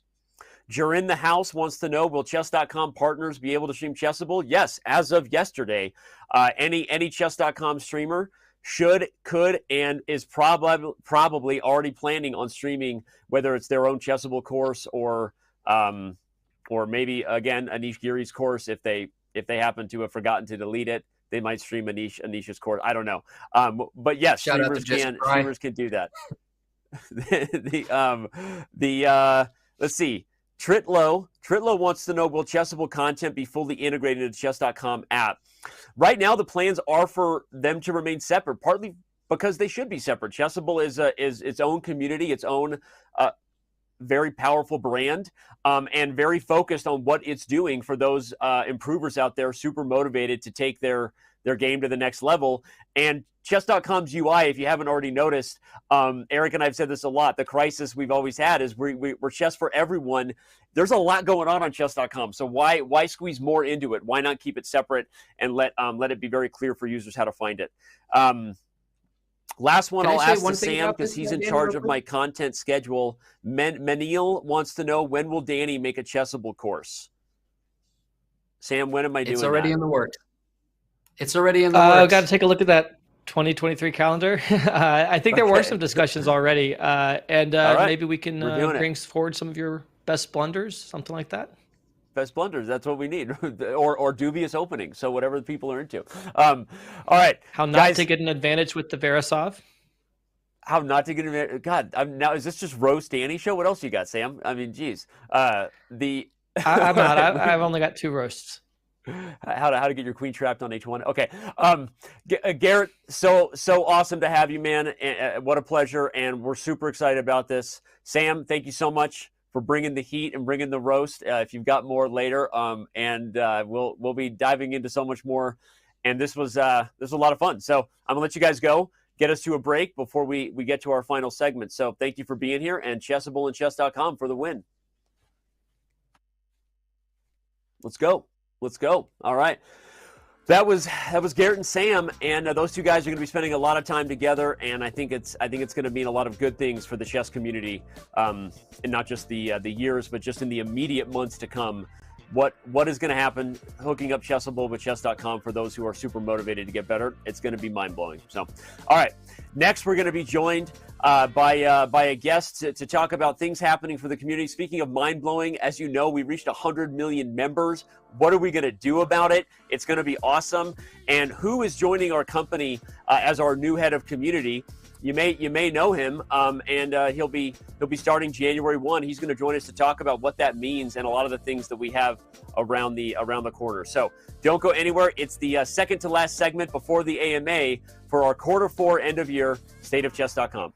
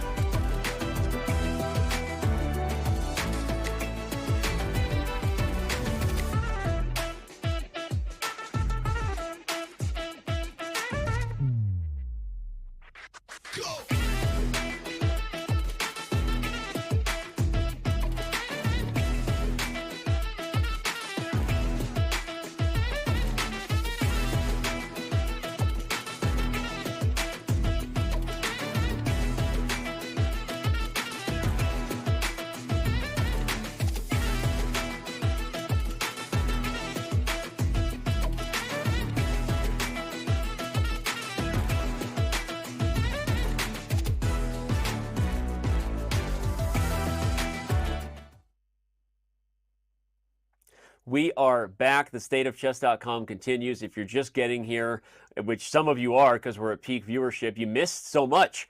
We've had interviews with Magnus Carlsen, breaking news, and a ton more that we've jumped into.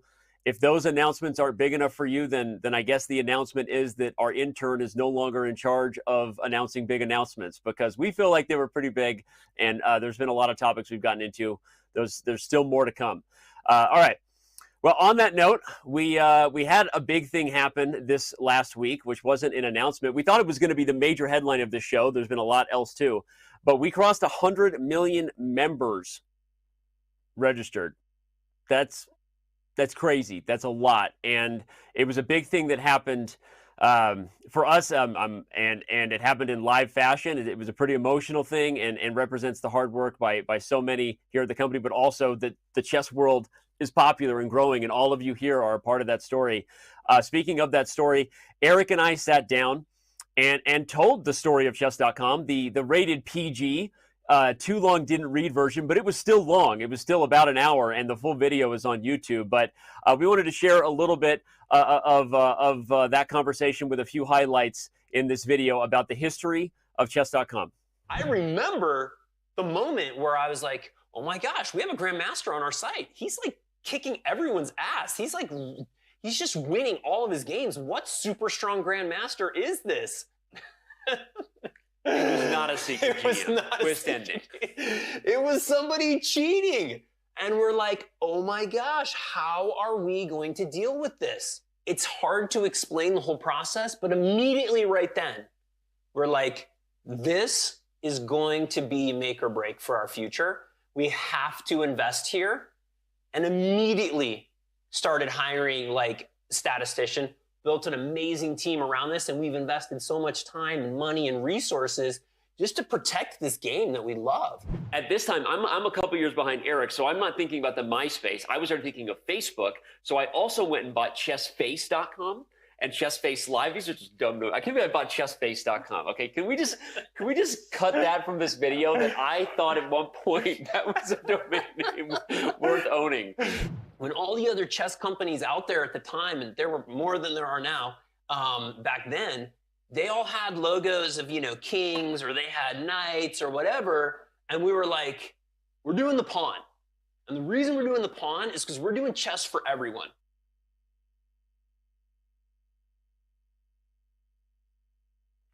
It was a lot of fun. We got into a lot of things in that video. If you haven't checked it out yet, it's at our YouTube channel. I won't tease all the other things Eric and I talked about because it was too many. But so many stories that went in, including the purchase of really, in hindsight, cringy and dumbass. Can I say dumbass? It's a PG-13 show. Domain names that I bought in the early days. So, all right. Well, the community is no longer what it was then. It's 100 million members, and we have a new person joining the company who's going to be our head of community. Going to be facing some different problems than we did when we were asking questions like, how do we go from 100 users to 10,000? More like, how do you manage a nation of 100 million people? But with us now is International Master Casa Corley, who will be joining Chess.com on January 1st as our new head of community. Casa, super excited to have you, and how pumped are you about stepping into these shoes? Thanks, Danny. It's a really exciting time in the chess world, right? I mean, we have just a really great opportunity here to really grow the game and ultimately kind of transform the vision for chess fans all around the world. So I'm really thrilled to be a part of it. I'm excited about meeting people where they're at. I think there's so many different types of chess fans. There have been so many new entrants into this this arena in a very short period of time, and we're just looking to keeping that going in a really incredible way. So I'm really excited about it.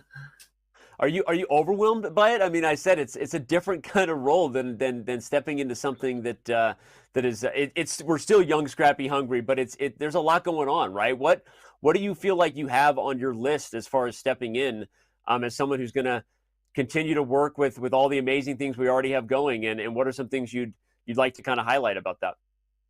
Yeah. So first of all, I think that there are really awesome community activations that ultimately we have the potential to really meet people where they're at. One of them I actually want to highlight is something we're going that people should be aware of, which is our classroom feature, and we're actually going to kind of amplify that and give that a little bit more love, because I think a lot of people don't know enough about it yet. And we're going to have a monthly kind of rollout. We're going to call it Casa's Classroom, where we essentially have really teachable content, where we engage the community, where we really get things going in a way that's really exciting for people. Then there are other mediums as well besides the there are other mediums where we can engage with people. We do have a very growing Discord channel that has really has a lot of potential, and we can actually set up these like fireside chat kind of thematics that we really hope will just bring a lot of people into the tent, essentially. And if you don't know already, you can actually link your chess.com account to Discord, which I don't think many people are aware of, but it's kind of an exciting thing. So you're aware of the things that are actually happening. I learned it recently. Okay.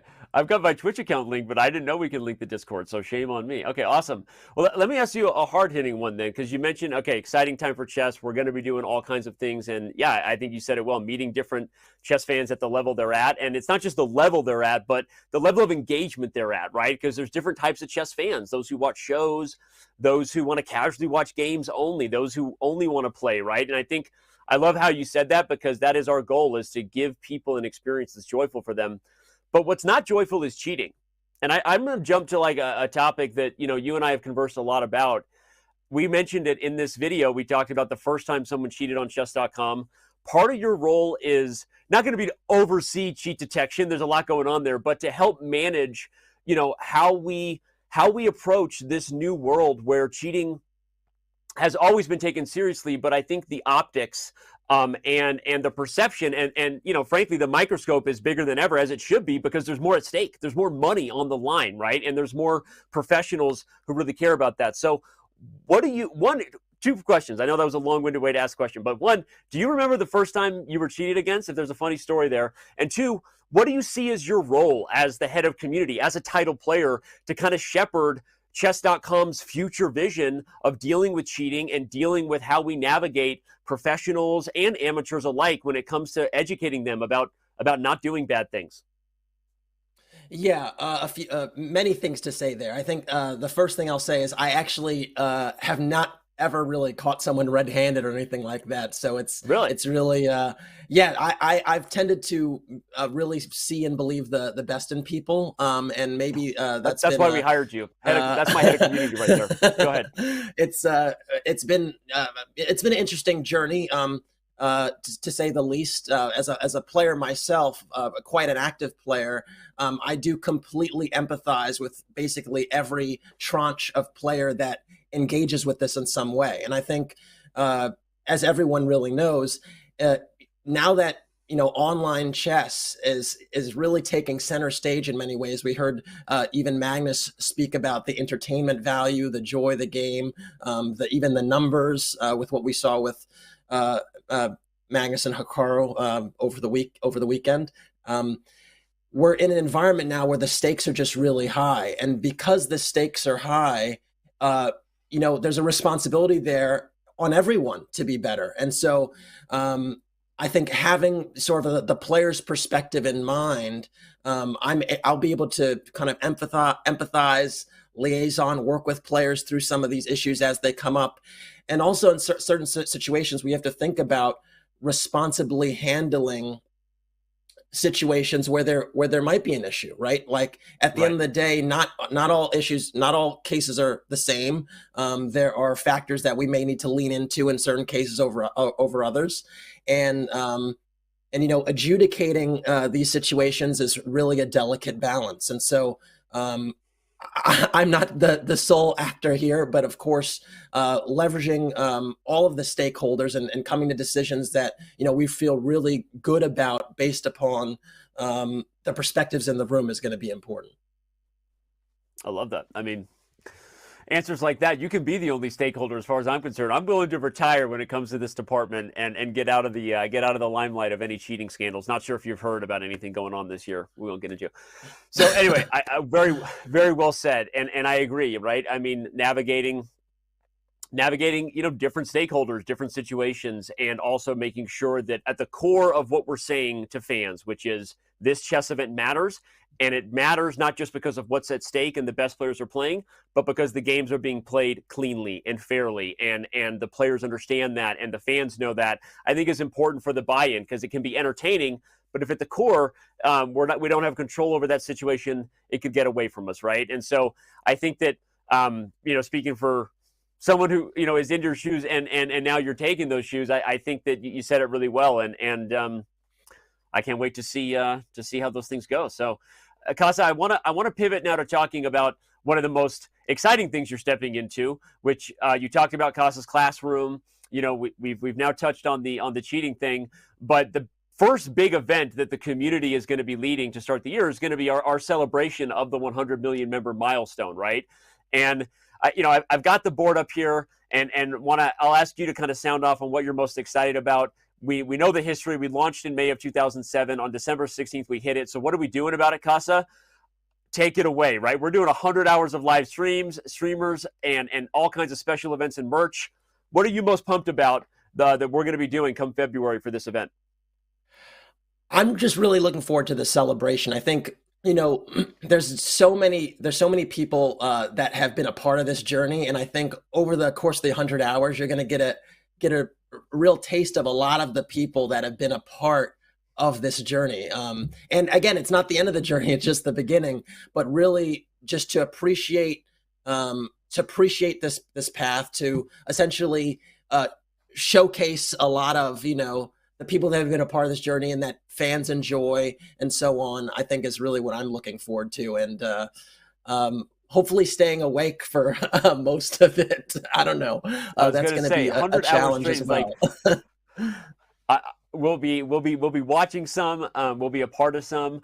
I love what you said. Everyone who's been a part of this journey. I mean, we're going to be bringing on people who probably don't even know they're invited yet, right? David Pruis, original co-director of content in some of the early shows we did. We're anyone who's done things. I want to say like the Chess Bras, and all of our streamers, and so many of the people who were not just a part of maybe creating content who the community might recognize, but also in the background. So it's going to be a 100-hour straight stream of uptime. That is our celebration for 100 million members.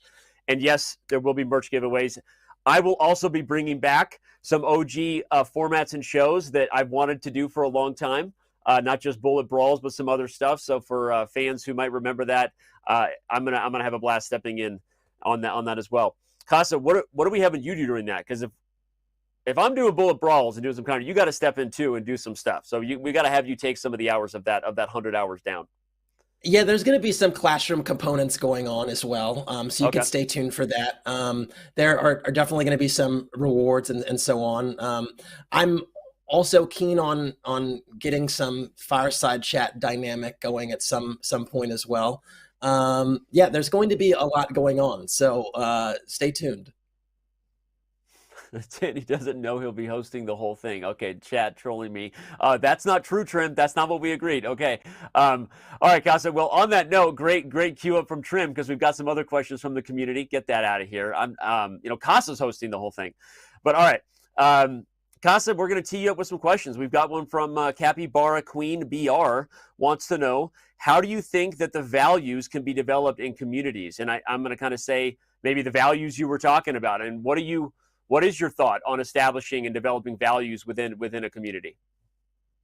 Yeah, I mean, So I think it's important to wrap it up within the context of chess.com, because I think there are plenty of online communities across the internet, and we can talk about those, but let's talk about chess.com specifically. And I think, chess.com, besides having so many users, right? We've just crossed 100 million. It's a really big deal. There's so many different touch points where we can meet you where you are, where maybe we're not always doing that yet, right? And so we have amazing events that people love to tune into, and we have great articles and blogs and things that people can read and so on. I think there's a dynamic of kind of live and real-time components away from events where we can engage with you, whether it's because you're interested in improving your chess, and there's forums questions where there are places where your questions can be surfaced. Whether there are, again, I'm going to sound like a broken record, but I really am keen on this fireside chat dynamic that I think we can get, whether it's in Discord, whether it's in the Classroom dynamic. I think a community that's at its best is going to have any level of player really well engaged. And I think even through the course of this show, and we had Chessable folks on earlier that are now with really chess.com folks. You see that there are a lot of title players in the ecosystem, and of course they get a lot of shine, but there are a whole lot of other chess players as well. And we want you to feel like there's a place you can go to engage when there isn't necessarily a broadcast that you're tuning into. And so we're really working hard to make sure there's many different places where you can engage with people that are where you are. And that's kind of one of the things I'm going to be focused on quite a bit in 2023. I love that. And I'll even add a little bit of how do we establish, values. As Costa said, it starts with, we can't speak for the values of other communities, but what are chess.com's values, right? We want be kind, be helpful, and be relevant. Eric and I always say that, right? Because being kind is first and foremost. Think about what you're saying, and being helpful, meaning don't say things that aren't helpful to people or the conversation, like we talk about with chat in real time. And then being relevant, I think, is important too. And again, I'm kind of speaking broadly, but I think we have to establish what are the values we want of our community. So I would even also throw it back at Capybara. If there are values that you bring, Discord and these fireside chat moments that Costa's talking about are your chances to share them. And we want to make sure we continue to do that, because I think a healthy community has values that keep us guided and are sort of our map when it gets dark, right? Our lighthouse when the seas get rough. And I love that question, and we'll continue to work on that together. All right. And Noob Master wants to know what does. Yeah, go ahead. May I add one other thing to that as well, Danny? Please. So as someone that's been playing chess actively for over 20 years, essentially, so much of the chess work I've done over the course of my life has been basically toiling, and I've always joked around about it, toiling in silence or working on my own and so on. And that really doesn't have to be the case anymore, right? Like, right. The internet and our chess communities have made it where that really doesn't have to be the case. There are people that are also working on chess, thinking about chess, and just having fun with it. There are places where you can share ideas, and I think now more than ever is the opportunity for that. So you don't have to have this dynamic, frankly, that I grew up with. So I'm really looking forward to that. I love that. Evolving. I love that. And it keeps people there even when times get tough too, because you're sharing it, right? It's easier to go through it when you're not going through it alone. So I love that. All right, let me. There was that last question we just had. I'll quickly answer it so we can move on to the next one. You can actually get an ad-free experience if you link your account on Twitch to chess.com. So we've got 8,000 plus viewers right now. If you go to chess.com and link your account and you're a subscriber on Twitch, you get an ad-free experience. So even if you're not a gold member, let alone platinum or diamond, being a subscriber on Twitch alone gets you an ad-free experience. So that's one thing. There are also future things coming, and we hope to kind of invest further in that integration to give more benefits. But already that's a reason to do it, especially if you're a subscriber to Twitch. So, all right. Carrots and Pizza. Is there a plan to match players with the same opening? We're getting into the Danny AMA section. Let me save that. Let me save that for later, because that's not a community question necessarily. I want to say, okay, Next one. Brandon Atterbury wants to ask Casa the verified program status. I don't even know if Casa knows that we tried the verified program this year, and we didn't really find the community took to it. But let me ask you a general question on that. What are your thoughts on that, Casa, about creating experiences where some of our users can choose to verify their identity in a way to maybe take part in tournaments or be a part of experiences that are perks, I guess, for kind of like putting a little more of like, hey, this really matters to me. I'm not just an anonymous person kind of potentially acting in ways that that I wouldn't be accountable for. Yeah, so I was vaguely aware of the verified program, but not haven't gone great in depth into it. But I think when we're talking about whether to have verified events or not, and whether there should be anonymity or not, I think it a lot of times depends on the type of events and the size of the communities, the size of the tournaments you're trying to have. I mean, so the short answer is it really depends. I think, in recent times, if I can just briefly, mention the Twitter stuff that's been going on, you can see how there are flaws in verification at times. We don't talk about Twitter, but no, I'm kidding. Go ahead.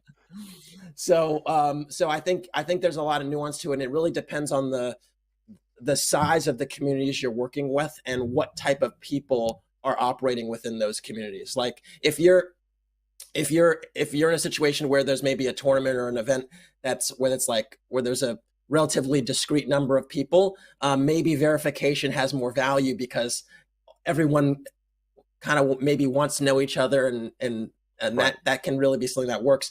If it's something where there are like thousands of people or more than that, a lot of people really value their anonymity. So I think it depends on sort of the size and the type of thing you're trying to do.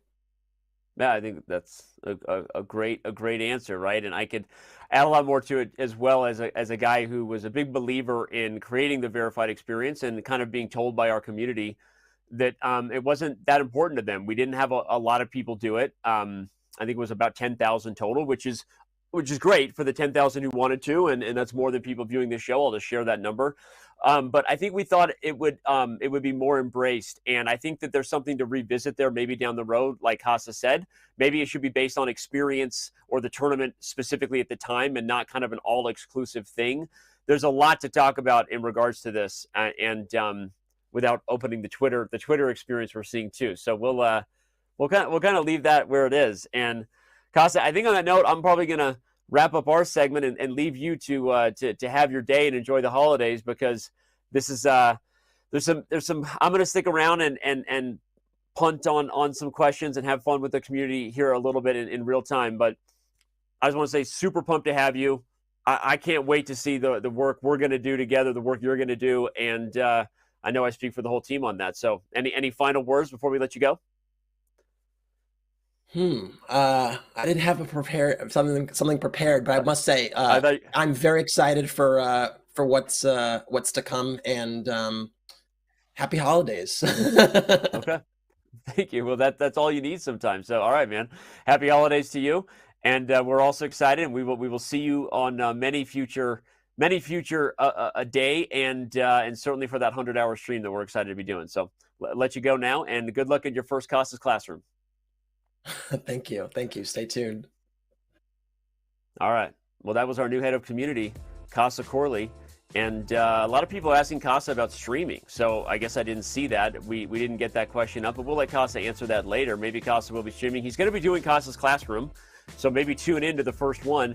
I'll say, knowing Casa for the years I have, he is a natural teacher and a natural communicator. And I think anyone who tunes in for the Casa's Classroom and kind of takes part in a fireside chat and asks questions, you're going to get some awesome responses. And he's a guy who's been coaching and teaching chess players of different levels for a long time, along with pursuing his own career. So as a player, I mean.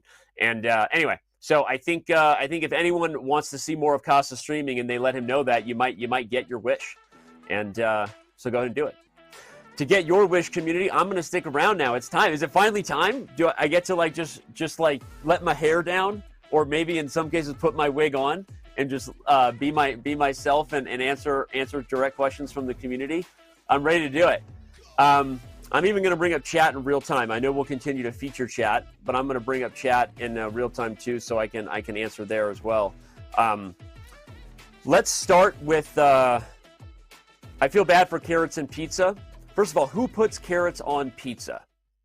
Right? I mean, what are you doing there?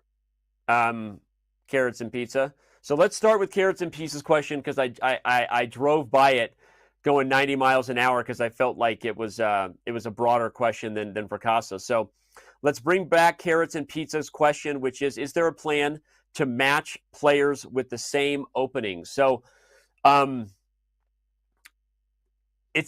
a yes and to that question. We already have thematic tournaments that you can play in daily chess, right? And so if you're looking to practice an opening or get more work done there, you can do it. I believe we also have thematic tournaments in play already, meaning in the live events. And if not, that feature is coming.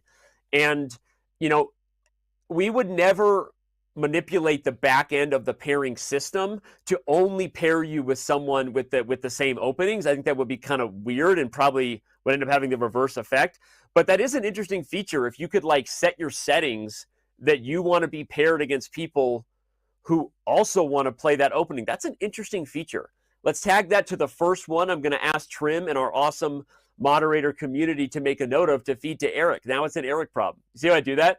I just sign off and say, Danny thinks a good idea. Give it to Eric. Throw it at Eric. And then Eric is the bad guy, whether we do it or not.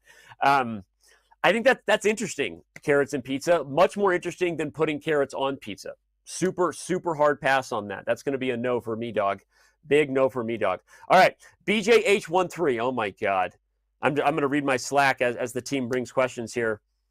Will we finally get a Danny After Dark, the Chess Dad show that we've all been waiting for? Who still lets this guy control featured chat? BJH. Now, I really enjoy streaming. For those of you out there who are still following the Twitch .tv/Daniel Wrench channel, or in BJH's case, still subscribing month after month and just giving me his $4.99, even though I never stream there. First of all, thank you for that. And anyone who's ever watched my personal streams knows I really do enjoy it. I also love teaching, and I think I'm decent at it. I love the process of just communicating something to someone at their level of understanding. And it's often therapy for me, where I probably say things I shouldn't say as a chief chess officer. But for some reason, when I'm on my own Twitch channel, I feel like I'm allowed to, which isn't really true, but I do it anyway. So Danny After Dark will come. And when it comes, it will be rated R. And when it's rated R, it will get wild. Will it happen before I'm fired from this company? I don't know, BJ, because it may take that for me to really let my hair did. So we'll see. All right. Matt Incognito wants to know, can we get a weekly chess.com podcast hosted by Danny Wrench? That's a great question. We are very interested in the future of podcasting content. Did I say that in a cringy boomer enough way? Yeah, cringy boomer succeeded, right? Unlock level, cringy boomer. Yeah.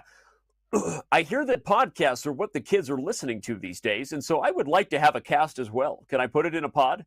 What do you do with your cast? Do you put it in a pod?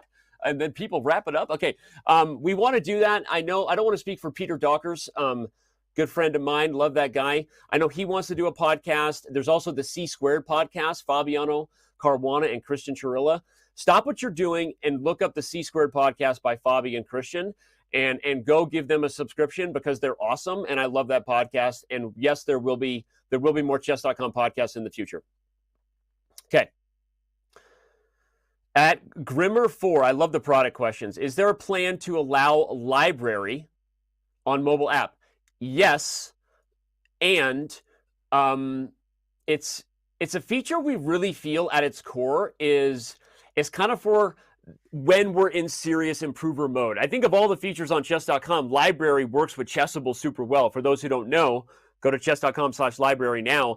You can organize your games. You can make favorites. You can put your best games. You can organize games by top players. It's very similar to ChessBase as far as having databases and files that you personally curated. Then you can analyze the game and then resave it and update it. So it's a self-study tool that is for serious learning. And so usually serious learning, Grimmer 4, happens when you're on a computer, right? And so I'm giving you the real insight into our thought process.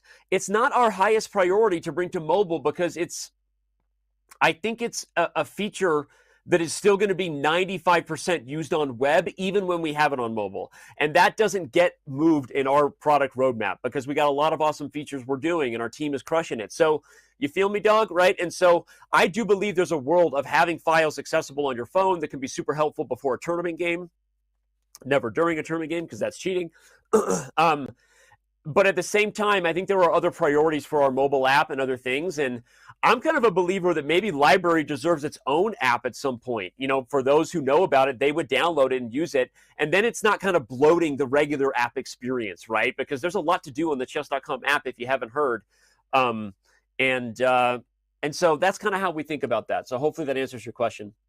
Pot Jam Night. Danny, are you going to do stats on cheaters, people banned? You mentioned how important it is, but every event has issues. So normally when we do State of Chess, we bring up our report where we say, like, this month we closed this many people for cheating, closed this many people for abuse, closed this many people for title players for cheating, right? So the answer is we are doing all of those things. I think that unfortunately there are issues, just like there's issues with crime in the world. And I'm not comparing cheating at chess to murder or in any way, but I am saying that, like, people do bad things and then we catch them at doing it. And believe it or not, we are closing thousands of people every day for doing it. So there's issues, but that's in no way a reflection of our cheat detection, our processes, our systems. There's issues because people choose to do those things. You've seen the movie Minority Report. When they try to let Tom Cruise predict murder, now you're messing with free will, which gets existential and metaphysical, and you can't mess with free will. So I kind of throw that question back at Pot Jam Night because I believe there was a tone. I believe you had a tone with me, and your tone implied that we're not doing enough for cheating, and I don't like that tone because that's not fair. I think people are cheating, we're catching them, we're busting ass, and we're actually doing it better than anybody in the world and have been for a long time, and we're going to continue to do it.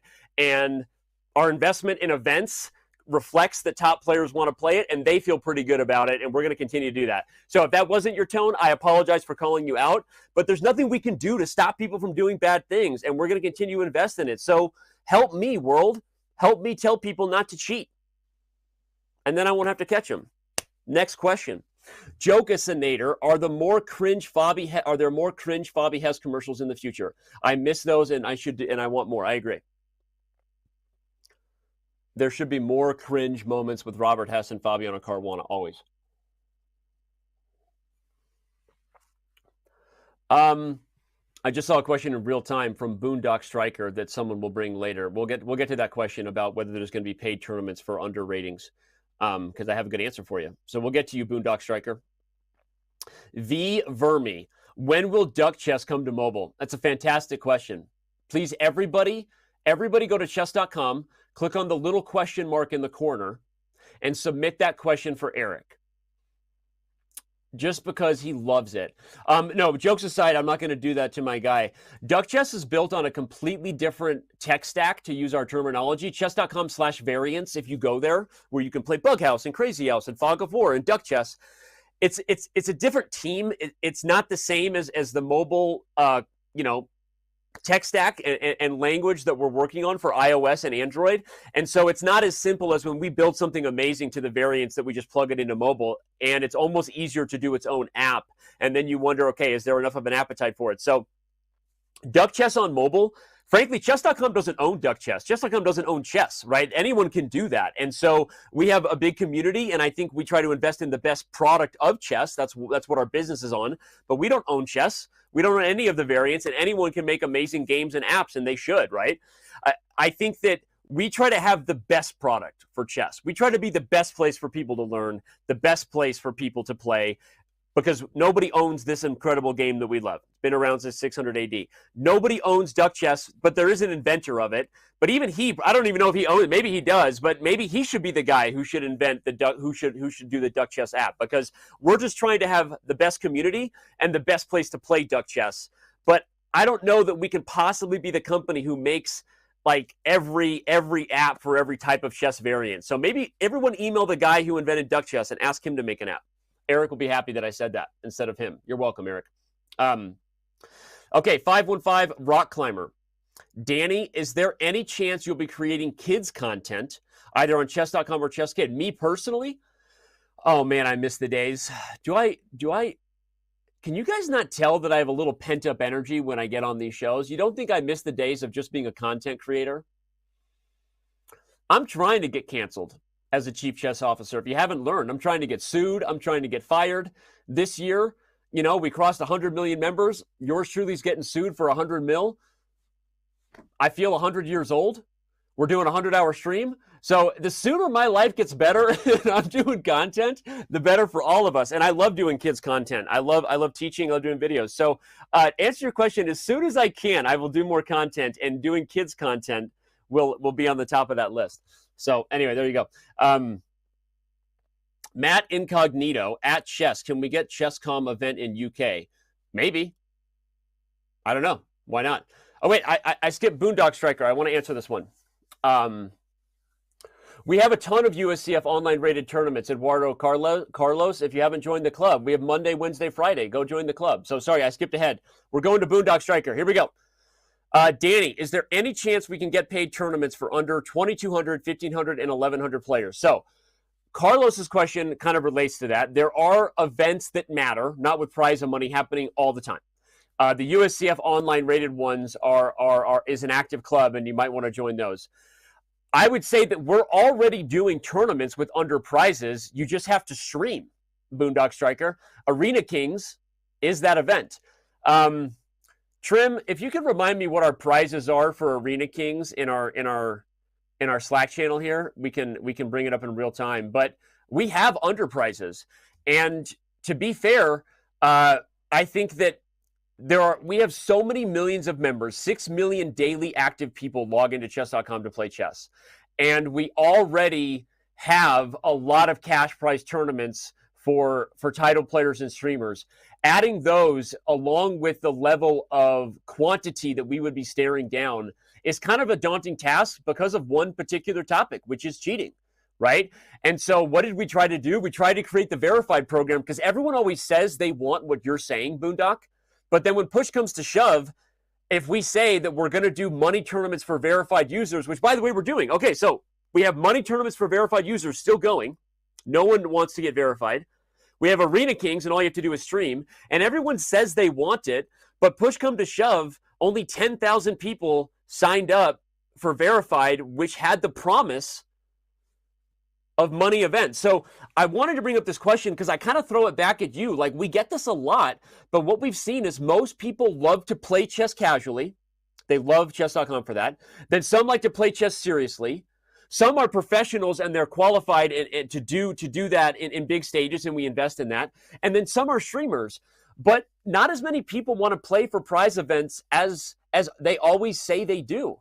And when we created an opportunity for them to show us that they didn't want to. Was that a failure on our part? Did we not market verified enough? I'm legitimately asking. Like, how many of you 8,000 people in chat actually knew that it was going to be only like $10 a year, and then you could play in monthly tournaments that have cash money on the line and more, and like our big global championships? How many of you knew that? Raise your hand. I'm asking. Because if you knew that and you chose not to get verified because you decided to throw us under the Elon Musk bus, that's hilarious, because you thought we were just charging you to get a blue check mark. That's not what it was. It was for events like this, and you didn't do it, right? So help me help you here, right? I think we will revisit it, but for now, Trim just threw up a great image which shows we have under 2,000, under 1,800, under 1,600, under 1,400, and under 1,200 prizes right now, every bleeping Wednesday, if you're a streamer. So Boondock, start streaming, and you literally will get access to cash prizes. In the meantime, until we get a lot more people signing a petition that says 100,000 of you would revisit verified, I will bring back verified. If I can get 100,000 people to say you would pay for verified, and it's not just a blue check mark, we are not Elon Musk charging you for that. It actually had purposes with experiences and access to events with cash prizes. If you would actually do that, then we'll bring it back. But until then, I love you. Thanks for tuning in. That's all I got to say on that. Bullet Mercenary. When are you organizing the CrossFitting Championships? Now, that is legit. That is legit something that we want to do, because Eric and I are obsessed with doing physical stuff with chess, but we don't want to get hit in the face. So we are going to do that. We actually are kind of organizing that semi in the works. If you want to actually send Eric an email, I can't give his email out live, but just send Eric a message on chess.com, username Eric. He reads them all the time, not like me. I never read my messages. Don't even send me a message. I'm just going to ghost you.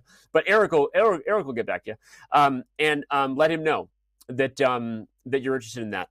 Yeah, by the way, speaking of Arena Kings, anybody can become a community streamer. I know that some people are like, I'm not going to stream because they think it's Hikaru or bust. That's not the case.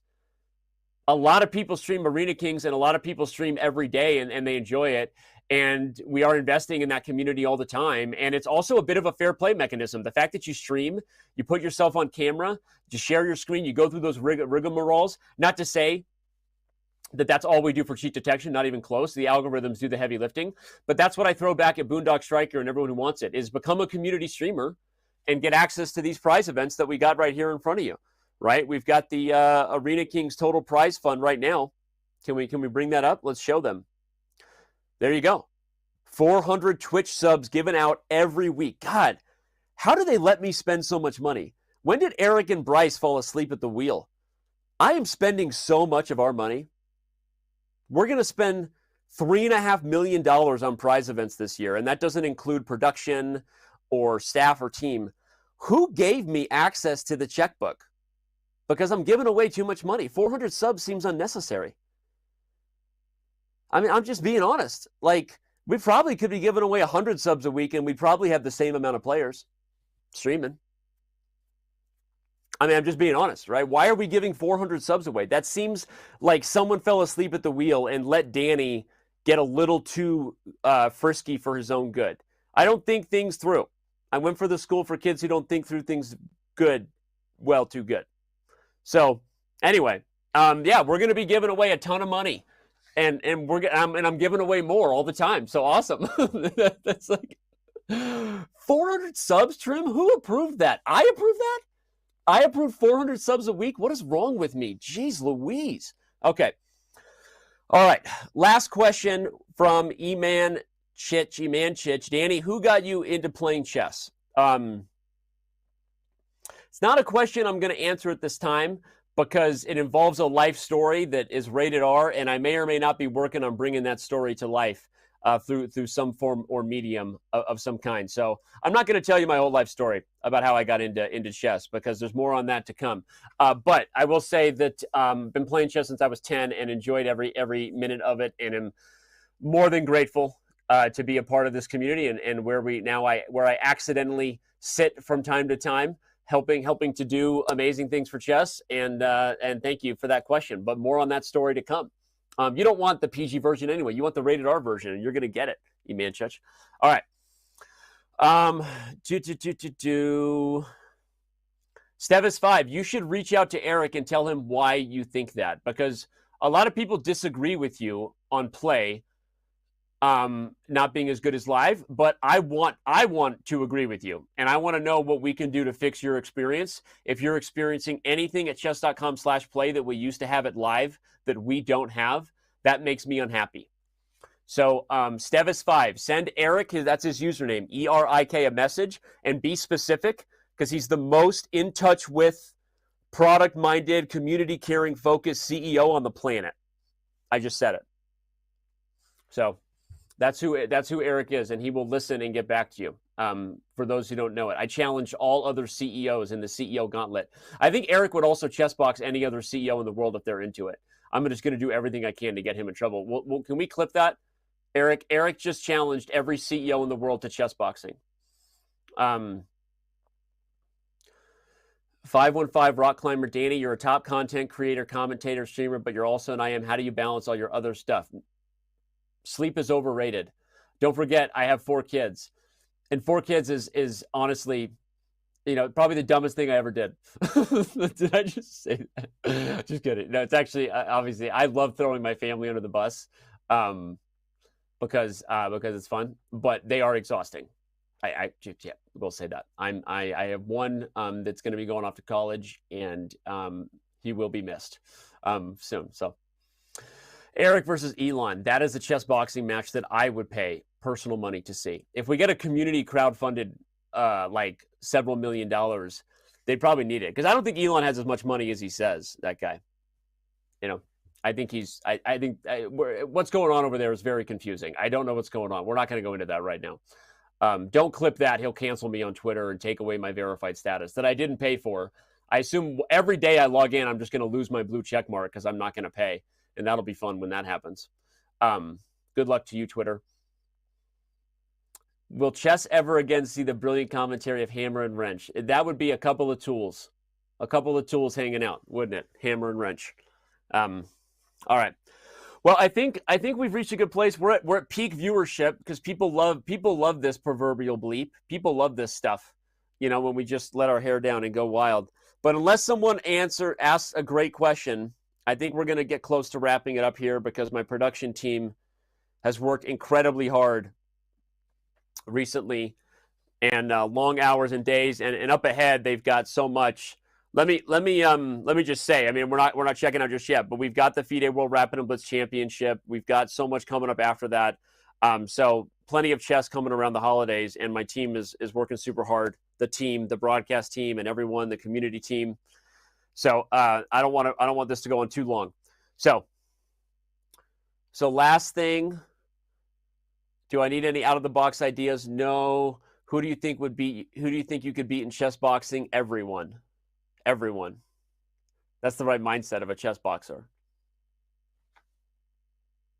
Did you watch my video on Twitter? Training with Matt Thomas for chess boxing?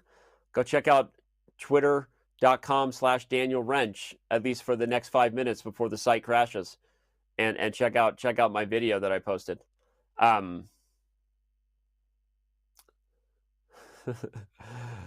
I'm not throwing everyone under the bus. If you don't know my sense of humor at ATI3714, you haven't watched enough shows. I actually am just having fun, and it's all jokes and good fun. This is a good question from KLABUSAN. Are you planning to support physical chess boards? Yes. Did you know you can already hook up DGT to chess.com for those who like to play with the DGT board?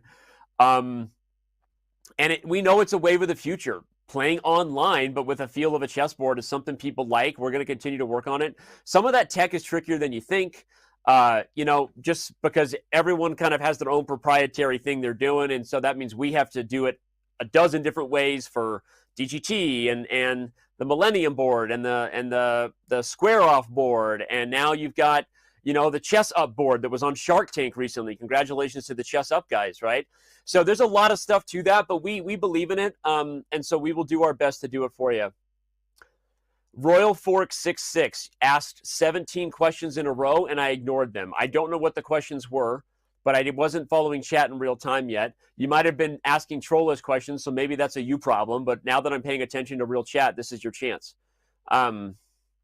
Danny is being extremely accessible like this, and answering hard questions is crazy, but also extremely awesome. Shout out to the entire chess.com community, mods, behind the scenes, people, hosts, much love. Thank you. Beals Dub Chess. I appreciate that comment, and I appreciate your appreciation for it, because it matters a lot. And we respect the call, to action. Our job is to innovate, grow the game, and to be transparent and to be a beacon for the chess community. We are not perfect, and we receive a lot of criticism about how we do those things, and we get that.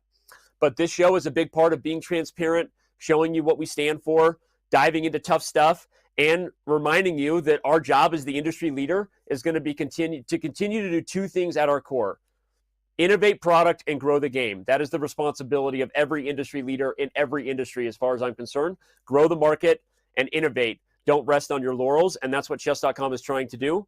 So Bealsy Dub Chess, I appreciate that comment. I believe that is what our company is doing. And I appreciate the criticism that has come for many, many years on all the ways that we can and should and could do it better. And I hope we continue to rise to the occasion. So thank you for that comment, and we will continue to do our job as best we can.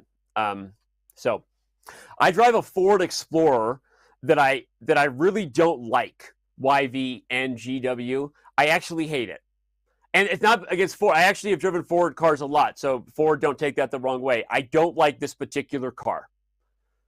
That is what I drive. A Ford Explorer. My wife drives a Toyota Sienna minivan.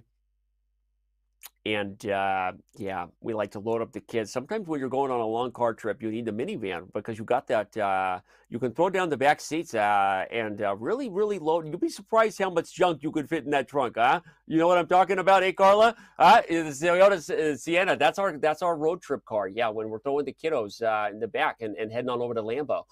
Anyway, all right.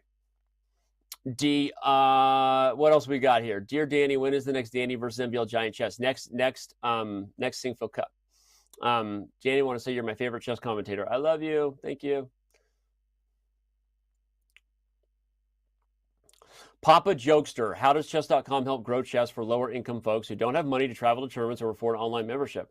Helps grow the game. I agree. Well, I think there's a lot of things you can do with a basic membership on chess.com. You can. You probably have access to a local club that meets and doesn't necessarily charge money for it. I think there are a lot of opportunities to do that, right?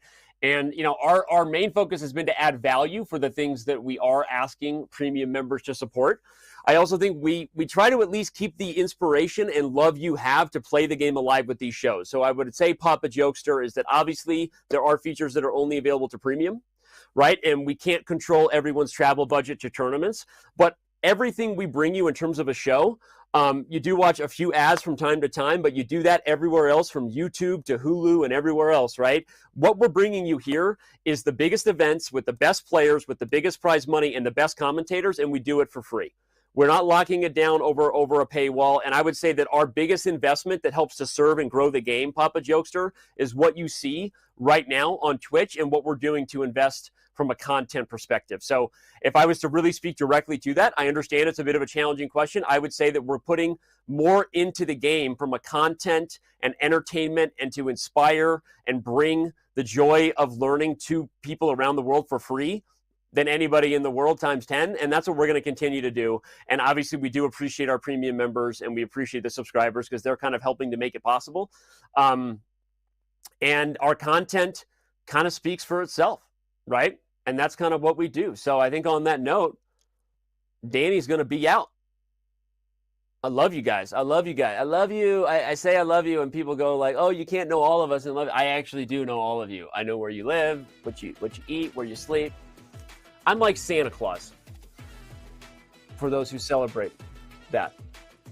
Now, I posted an image to my Instagram yesterday that my daughter like drew a thing that said, dads are like Santa Claus, except in no way like Santa Claus. But that's it, Santa Claus. You know, that's what we're doing.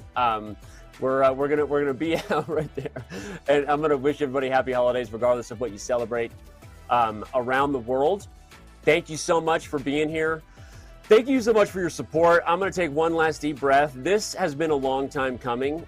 This has been a bit of a, as I said, throwing the ring into Mordor Frodo style.